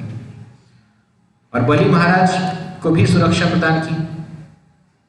तो साहसिक जो था ये भी उसी वंश में आता है, प्रहलाद महाराज के वंश में, और इसीलिए श्री कृष्ण ने उसका वध नहीं किया, बलराम जी ने वध किया, वो भी कारण आएगा। तो साहसिक जो था ये एक बार देवताओं पर स्वर्ग पर आक्रमण करके सभी देवताओं को परास्त कर वापस अपने अतल लोक, अतल या वितल समथिंग, अतल लोक में वापस जा रहा था। तो रास्ते में जाते जाते उसे एक अप्सरा दिखाई पड़ती है, उसका नाम होता है तिलोत्तमा। ये जो तिलोत्तमा अप्सरा थी वो ब्रह्मलोक जा रही थी, क्योंकि तिलोत्तमा जो है ये ब्रह्मलोक की निवासिनी है, लेकिन वो अप्सरा है। तो जब तिलोत्तमा रास्ते से जा रही थी, राह से, आकाशमार्ग से, और सामने से साहसिक भी आ रहा था अपना विजय पताका लहराते हुए, तो तिलोत्तमा ने साहसिक को देखा, साहसिक ने तिलोत्तमा को देखा, दोनों एक दूसरे के सुंदरता की तरफ आकर्षित हो गए। साहसिक तुरंत वहां पर रुक गया और तिलोत्तमा को अलग अलग प्रकार से प्रपोजल डालने लग गया। और तिलोत्तमा भी वो भी सोचने लगी थी कि जाने से पहले थोड़ा इसके साथ भी प्रणय क्रीड़ा कर लेते हैं। तो तिलोत्तमा ने साहसिक का प्रपोजल स्वीकार किया, और साहसिक को भी मालूम है ये अप्सरा होने के नाते लाइफ लॉन्ग कमिटमेंट है ही नहीं कुछ। सो दोनों मिलकर गंधमादन पर्वत के एक गुफा में चले जाते हैं और वहां पर अपनी क्रीड़ाएं करना प्रारंभ करते हैं। ये नहीं जानते कि उस गुफा के अंदर दुर्वासा मुनि तपस्या कर रहे थे। तो दुर्वासा मुनि उसी गुफा में तपस्या करते होते, लेकिन इतने सालों से तपस्या कर रहे थे कि उनके शरीर पर पूरी तरह से वो मिट्टी, मतलब वारू लग गई होती है, किंतु मालूम नहीं। तो दुर्वासा ऋषि इनके हास परिहास का आवाज से उनकी तपस्या भंग हो जाती है। और फिर दुर्वासा ऋषि जब उठते हैं, देखते हैं कि ये साहसिक है और ये तिलोत्तमा है यहाँ पर, तो तुरंत गुस्सा होते हैं और कहते हैं तुम गधे हो, तुम्हें ये भी पता नहीं कि कहाँ पर किस प्रकार का बर्ताव करना चाहिए। गुफा के अंदर जाने से पहले ये तो देख लो कि वहां पर कोई ऋषि मुनिगण तो नहीं है, क्योंकि आमतौर पर गुफा का सहारा लेने वाले ऋषिगण होते हैं, तपस्या करने के लिए बैठते हैं, और तुमने वो भी नहीं किया, इसलिए तुम गधे हो, और इसलिए मैं तुम्हें शाप देता हूँ कि तुम गधे बनोगे। ऐसा शाप देने के बाद बेचारा साहसिक हिल जाता है और क्षमा याचना करता है। तो दुर्वासा मुनि कहते हैं कि क्योंकि तुम्हें भगवान विष्णु का आशीर्वाद प्रदान है, इसलिए मैं तुम्हें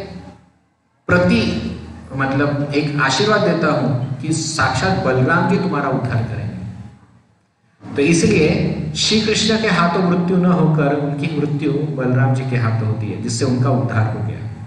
और तिलोत्तमा को भी दुर्वासा मुनि शाप देते हैं और ये कहते हैं कि क्योंकि तुमने एक असुर का साथ दिया है, तो इसलिए तुम्हारा अगला जन्म, तुम्हारा नेक्स्ट जन्म असुर योनि में होगा। तुम बाणासुर की पुत्री बनोगी और बाणासुर की पुत्री बनकर तुम आसुरी कहलाओगे। तो तिलोत्तमा भी डर जाती है, क्योंकि अपना दैव पद उसे छोड़ना पड़ा। तो वो भी दुर्वासा मुनि की गिड़गिड़ाती है और फिर कहते हैं कि चिंता मत करो, बाणासुर की पुत्री होने के नाते तुम्हारा वरण श्री कृष्ण का पोता अनिरुद्ध करेगा। तो आगे उसका अनिरुद्ध और उषा, बाणासुर की बेटी उषा, ये जो उषा है ये पूर्व जन्म में तिलोत्तमा थी। तो उषा का विवाह फिर अनिरुद्ध के साथ होता है और फिर अनिरुद्ध के संग के कारण इस तिलोत्तमा का उद्धार होता है। तो ये प्रसंग ब्रह्मवैवर्त पुराण में आता है रिगार्डिंग धेनुकासुर का पतन कैसे हुआ और कैसे धेनुकासुर बनता है। तो ये कथा आती है। हमारे आचार्यगण बताते कि धेनुकासुर एक अनर्थ का प्रतीक है। जब हम भगवान की भक्ति करते हैं तो भक्ति करते समय हमारे हृदय में अनेक अनर्थ उत्पन्न होते हैं, और ये अनर्थ जो है ये असुर के जैसे होते हैं। जैसे भगवान श्री कृष्ण ने इन असुरों का नाश किया, उसी प्रकार से हमें भी हमारे गुरु के मार्गदर्शन में इन असुरों का नाश करना होता है। तो धेनुकासुर जो है ये ईर्ष्या वृत्ति का प्रतीक है। ईर्ष्या वृत्ति मतलब खुद भी नहीं खाएगा, दूसरों को भी खाने नहीं देगा। समझ रहे हैं?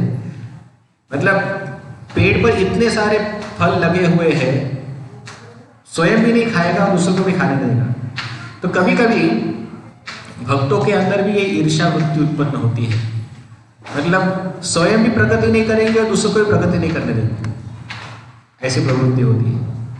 कोई भक्त अगर अच्छी सेवा कर रहा है तो वो ईर्ष्या जागृत होकर उसका भी टांग खींचने का प्रयत्न करेगा, मतलब खुद तो सेवा नहीं करेगा और दूसरा कोई सेवा अच्छा कर रहा है तो उसके अंदर भी दोष ढूंढते रहेगा, अरे तुमने ये गड़बड़ किया, ये सही नहीं था, वो सही नहीं था। तो कहने का मतलब है ये जो आसुरी प्रवृत्ति है जिसे ईर्ष्या कहते हैं, और इस ईर्ष्या के बल पर धेनुकासुर जैसा व्यक्ति खुद तो प्रगति नहीं करता लेकिन अन्यों को भी प्रगति नहीं करता। कुछ लोग होते हैं, जैसे बहुत बार भक्तों के संग में हम देखते हैं कि कई सालों से भक्ति कर रहे हैं लेकिन भक्ति करते करते वो अटके पड़े रहते हैं, और जब वो देखते हैं कोई नया व्यक्ति आया है और कि बहुत उत्साही दिख रहा है, उत्साह से सेवा कर रहा है, तो वो ईर्ष्या के कारण सहन नहीं होता, तो कहता है अरे नया नया है, अभी उछलेगा कूदेगा, बाद में ठंडा हो जाएगा, देख लेंगे।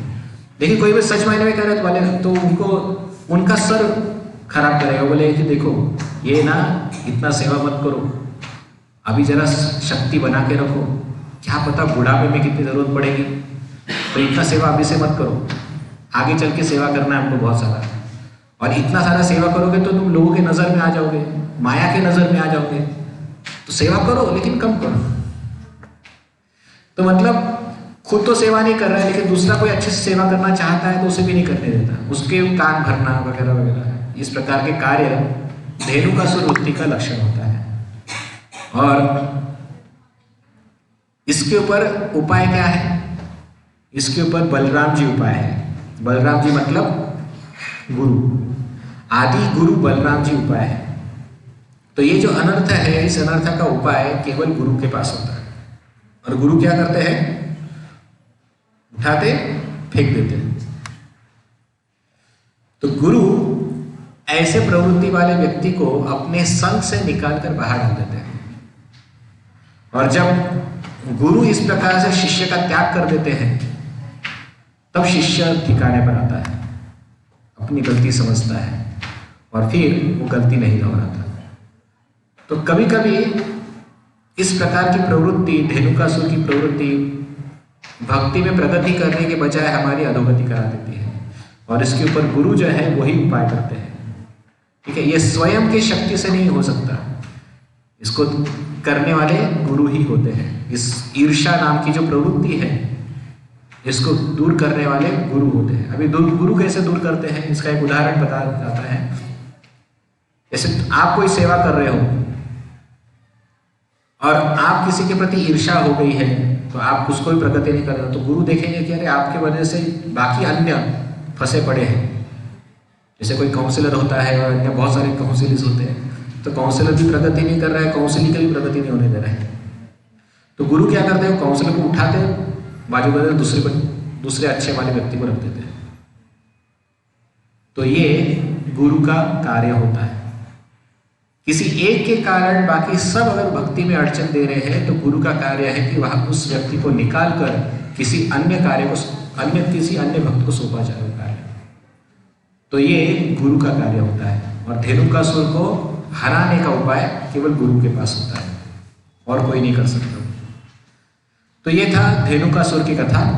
अभी हम कालिया दमन की कथा लेंगे। ठीक है, तैयार है? बोर तो नहीं हो रहा? ओके। एक बार भगवान श्री कृष्ण हमेशा की तरह खेल कूद में व्यस्त थे। ये जो समय था ये ग्रीष्म ऋतु था, मतलब समर सीजन चल रहा था, तो बहुत धूप थी और कुछ कारणवश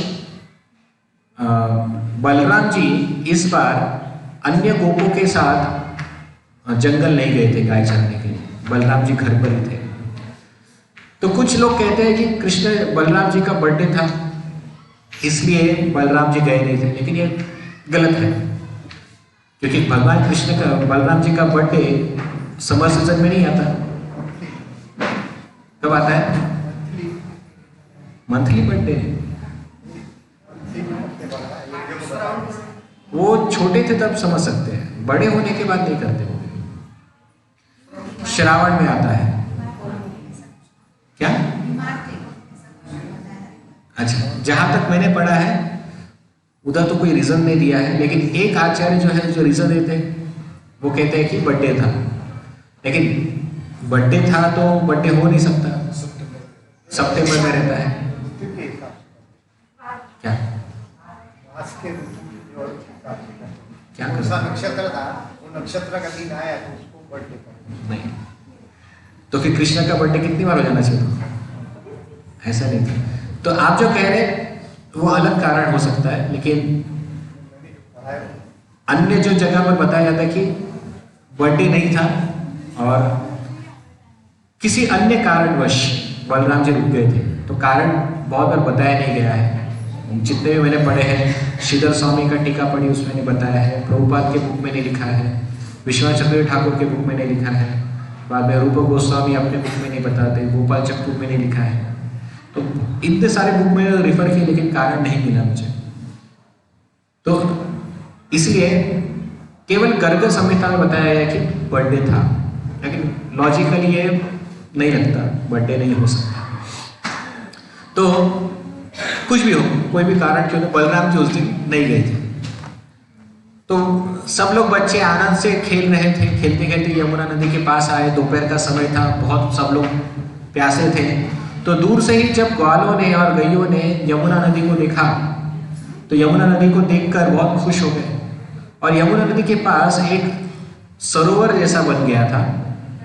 प्रभुपाद बताते हैं कि ये सरोवर नदी का हिस्सा नहीं होता, लेकिन जब नदी अपना मार्ग बदलती है तो मार्ग बदलने के कारण कभी कभी कुछ जगह पर पानी का जैसा सरोवर तैयार कर देती है।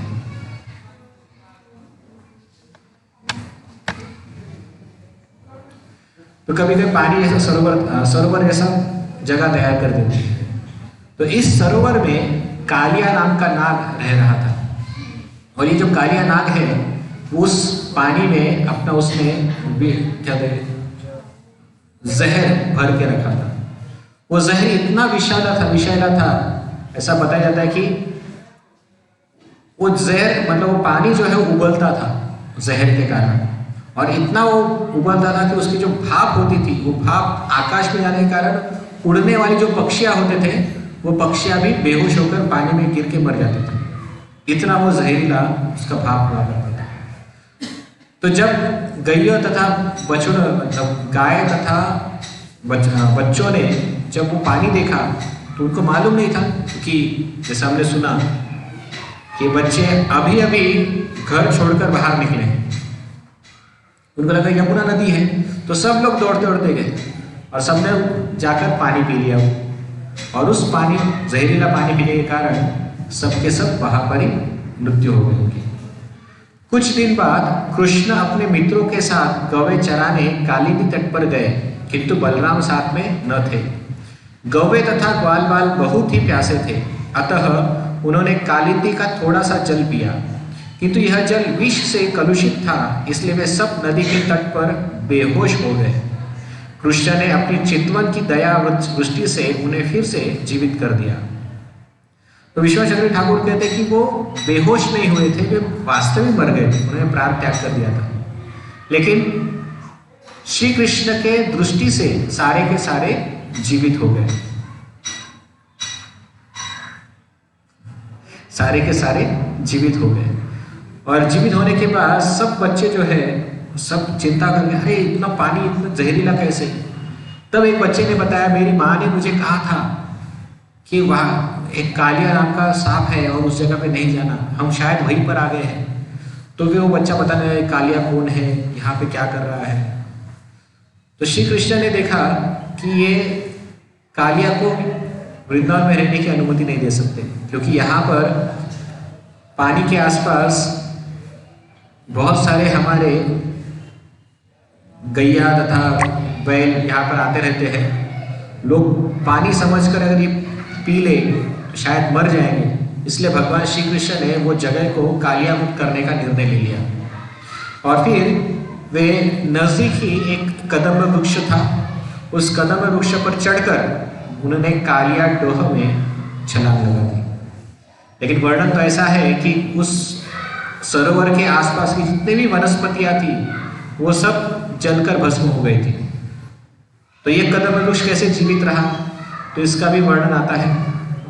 इसका वर्णन आता है कि एक बार जब गरुड़ अमृत कलश लेकर भाग रहा था तो भागते भागते अलग अलग जगह पर बूंदें गिरी, जहाँ पर अभी हम कुंभ मेला करते हैं, और एक और बूंद गिरी जो इस कदम्ब वृक्ष पर गिरी थी, जिसके कारण वो कदम्ब वृक्ष अमर हो गया था। इस वजह से कालिया के विष का प्रभाव उस कदम्ब वृक्ष पर नहीं पड़ा और भगवान श्री कृष्ण उस कदम्ब वृक्ष पर चढ़कर उस कालिया उस यमुना के पात्र में उन्होंने छलांग लगा दी। कालिया के विष से दूषित यमुना जल को फिर से शुद्ध करने के लिए भगवान कृष्ण नदी तट पर एक कदम्ब वृक्ष पर चढ़ गए और वहां से जल में कूद पड़े।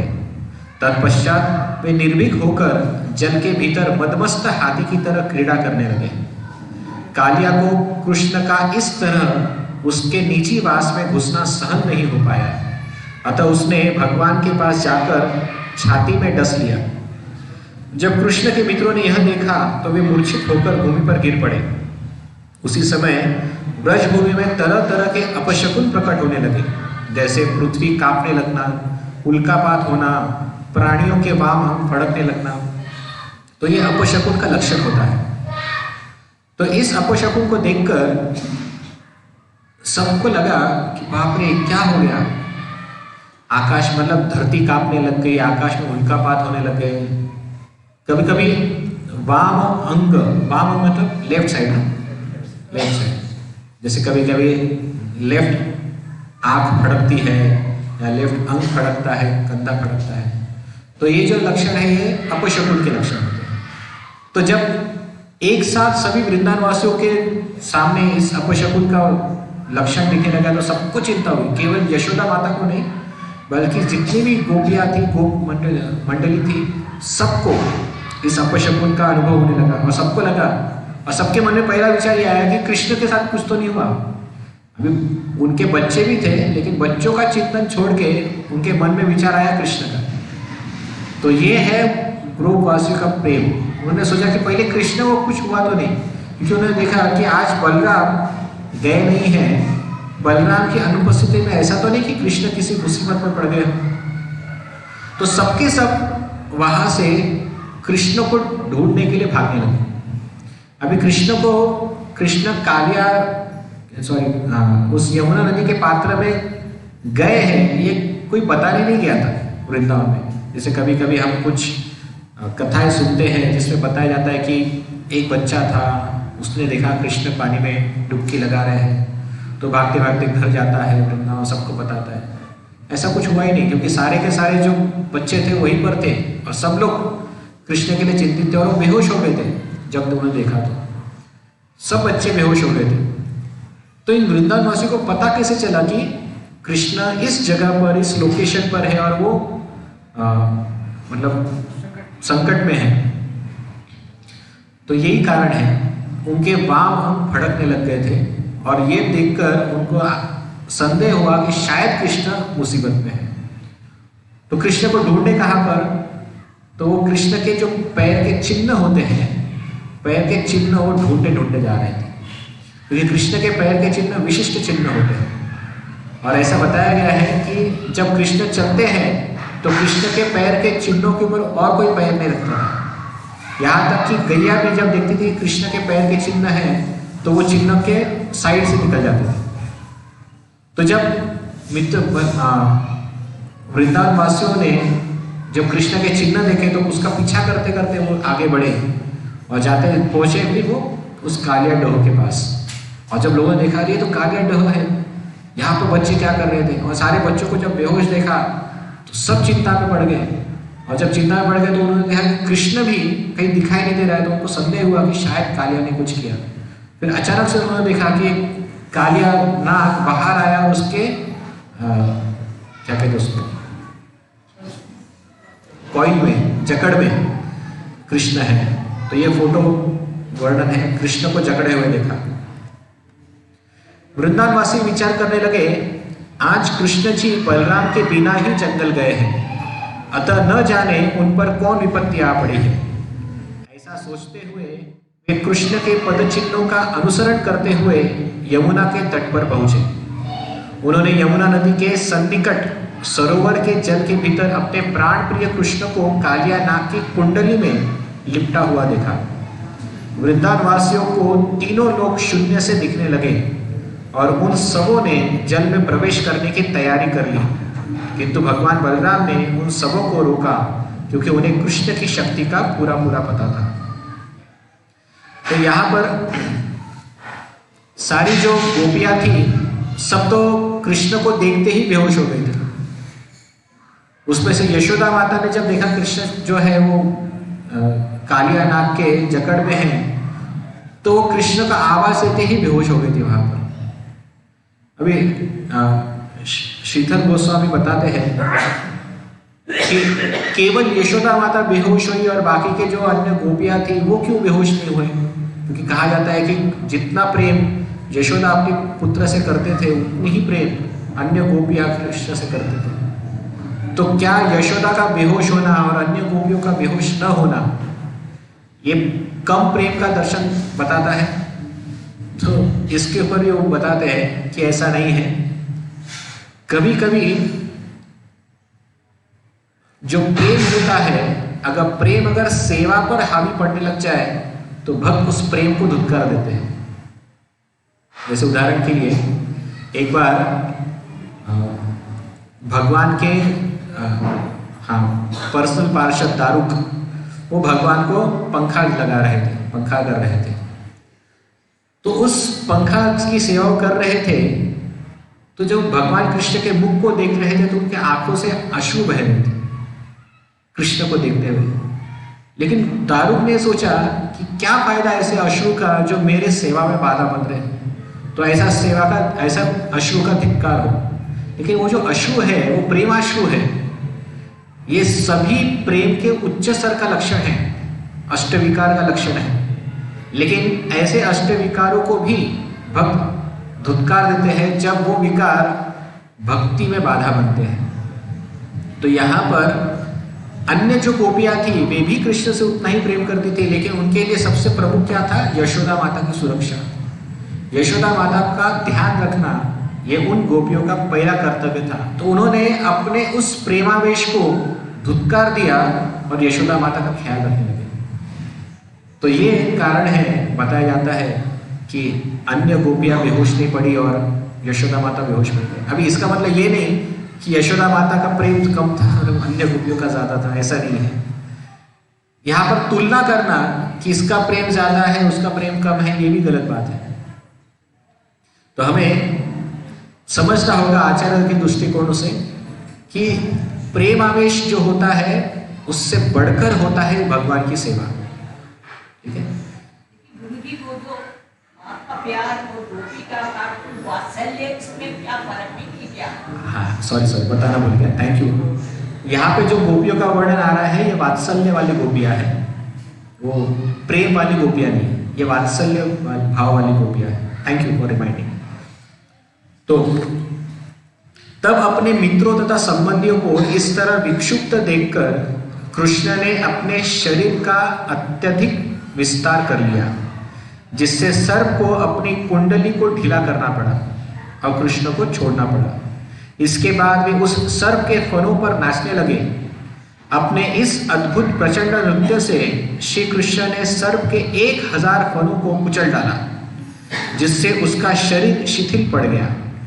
मुख से रक्त वमन करता हुआ कालिया अंत में समझ गया कि कृष्ण आदि पुरुष नारायण हैं, जो चराचर के स्वामी हैं, अतः उसने उनकी शरण ग्रहण की।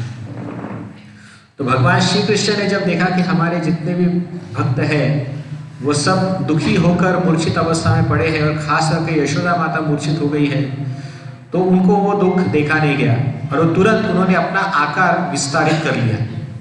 आकार बढ़ जाने के कारण कालिया अपनी उस पकड़ को संभाल नहीं पाया और उसको छोड़ना पड़ा।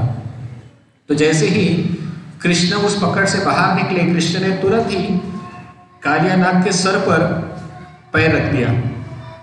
तो कालियानाग के एक सर पे पैर रखा तो दूसरे फन ने कृष्ण को डसने का प्रयत्न किया, तो जो भी फन डसने के लिए आता था कृष्ण उसके ऊपर पैर रख देते थे। तो इस प्रकार से जब वो इस एक सर से दूसरे सर पर, दूसरे से तीसरे सर पर जाना, इस प्रकार से जा रहे थे, तो वो एक प्रकार का नृत्य जैसा लग रहा था। तो एक्चुअली देखा जाए, कोई कहेगा, कोई ये भी कहता है कि भगवान ने नृत्य किया था कालियानाग के सर पर, लेकिन श्रीमद् भागवत बताता है कि भगवान केवल एक सर से दूसरे सर पे जंप मार रहे थे, लेकिन उनका इस प्रकार से उछलना एक प्रकार से नृत्य के समान ही लग रहा था। और आकाशस्थ तो जो देवी देवतागण थे, खासतौर पर जो गंधर्व थे, उन्होंने देखा कि इस प्रकार का नृत्य आज तक हमने कभी देखा ही नहीं, ये कौन सा नृत्य है। क्योंकि गंधर्व सोचते थे, क्योंकि गंधर्व कौन है, देवता लोगों के नर्तक गण हैं और उनके पास नर्तन करने के जितने भी कलाएं हैं उन सब में वो एक्सपर्ट हैं।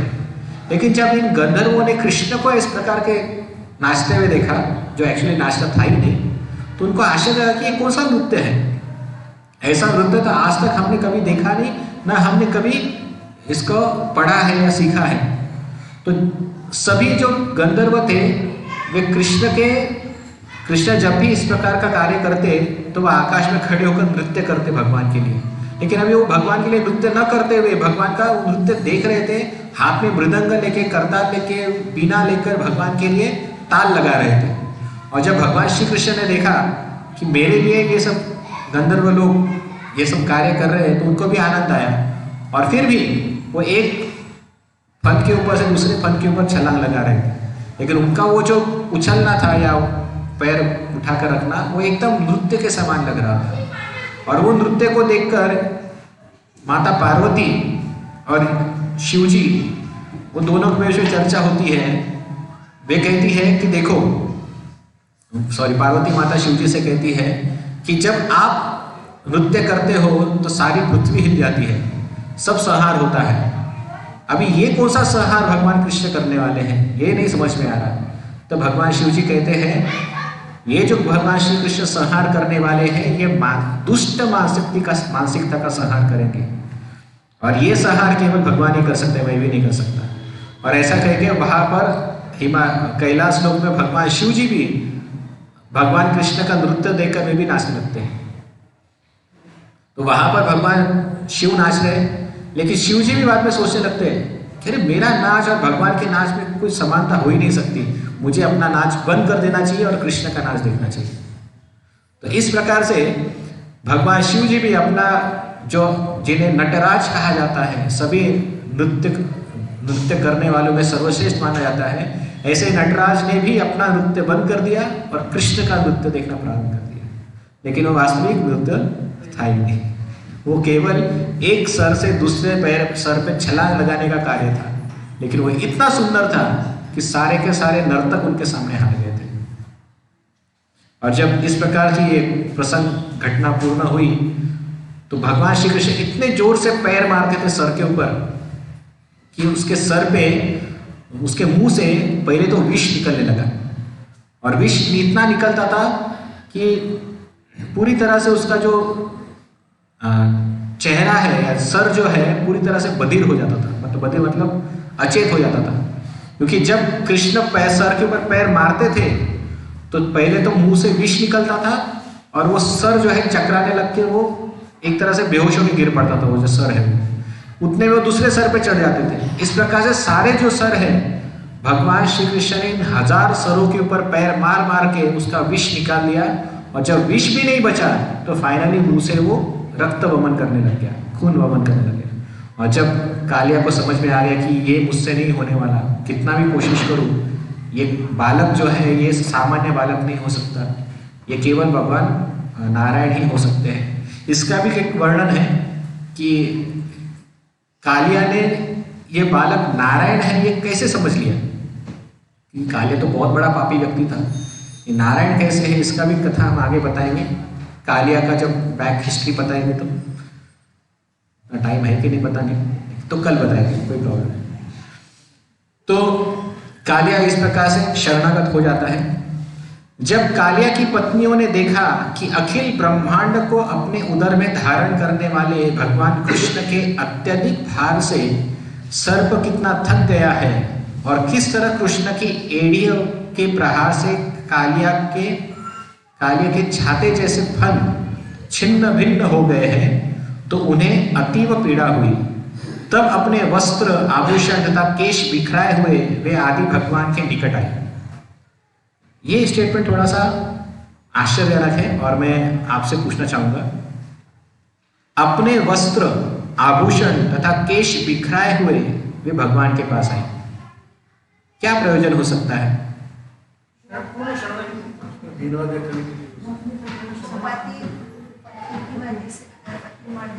उनकी अवस्था ऐसी हो जाएगी, हमारी जो ये स्थिति हुई है, अगर इंडिया ऐसे चले जाएंगे तो हमारी स्थिति हो जाएगी। इसलिए ओके, गुड रीजन, अच्छा है। और कोई कारण क्यों इन नागपत्रियों ने इस वेश को स्वीकार करके भगवान के पास आई? कालिया को बचाने के लिए, और शरणागति तो नहीं थी। हाँ, मतलब शरणागति दिखाने के लिए तो ये सब नहीं कर सकते, प्रार्थना, दीनता, वेरी गुड। आपको याद है जब दशरथ महाराज से वो 2 वर मांगने थे तो कैकेयी ने क्या किया था? केश खोल के बैठ गए, सारे वस्त्र आभूषण ढीले कर फेंक दिए थे। इससे सामने वाला व्यक्ति मतलब हाँ क्रोधित तो है, लेकिन साथ ही साथ उसके भी हाथ पैर ढीले होते, मतलब क्या हुआ क्या इसको? तो मतलब अगर कोई व्यक्ति गुस्से में भी होगा तो ऐसी अवस्था देखकर सोचेगा अरे मुझसे ज्यादा भयंकर इसकी अवस्था है, पहले इसका धुनो। तो एक प्रकार से करुणा उत्पन्न करने का प्रयत्न था। तो इस प्रकार से केश बिखरा के, तो माता जी आइडिया अच्छा है, ध्यान रखना, आपको काम में आएगा कभी कभी यूज करने के।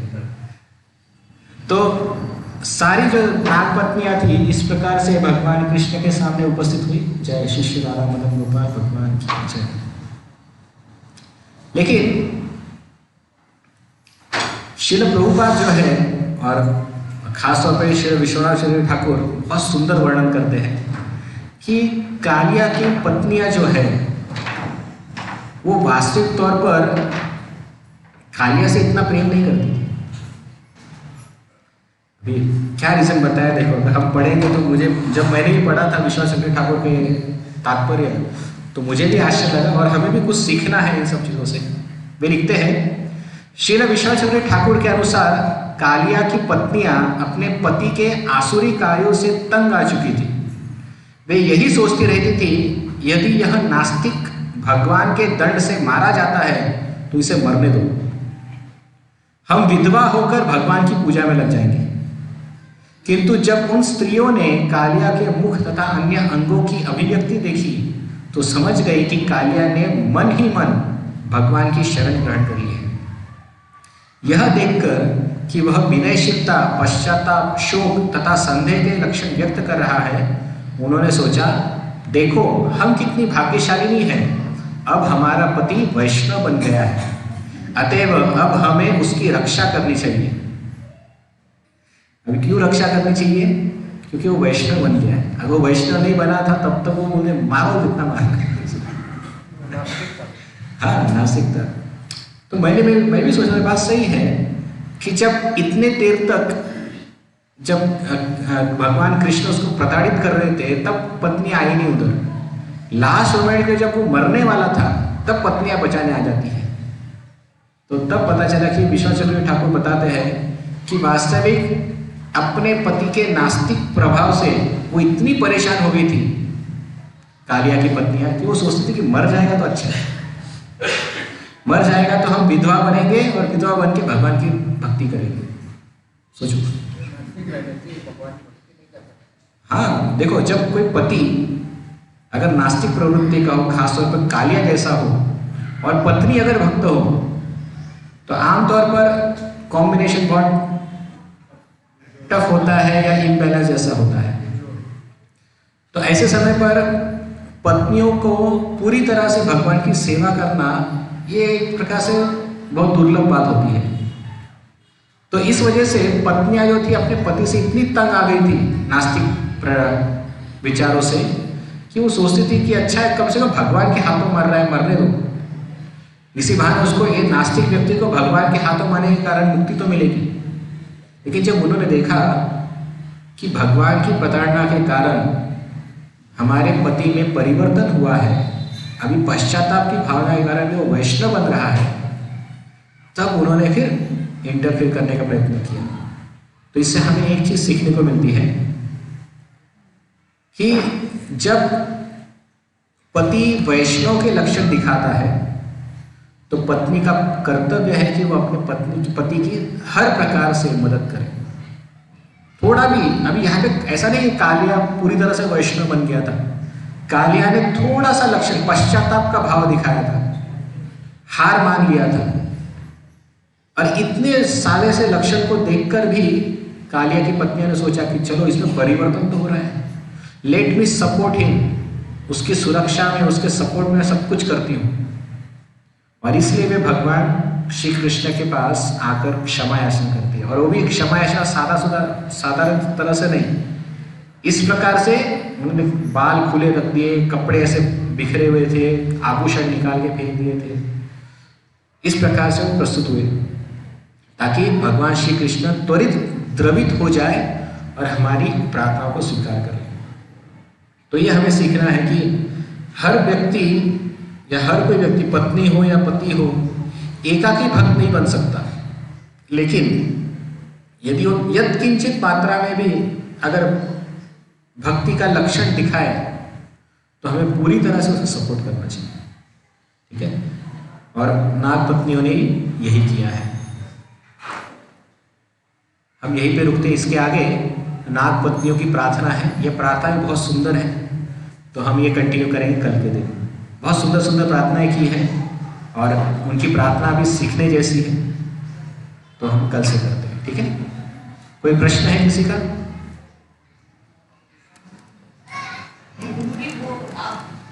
जो आया था कि वाम अंग फड़कता है, वो रामायण में ये है कि जब वो पार्वती माँ दरबार में सीता माँ जाती है तो कहते हैं वाम अंग फड़कने लगे मंजूर मंगल भूल।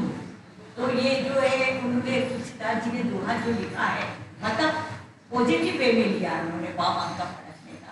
हो सकता है। हाँ, तो फिर इसमें क्या दाहिना बायां सीता जी जब जाती है, हाँ, उसे पूजा करने के लिए तब होता है, तो अशुभ मानते हैं।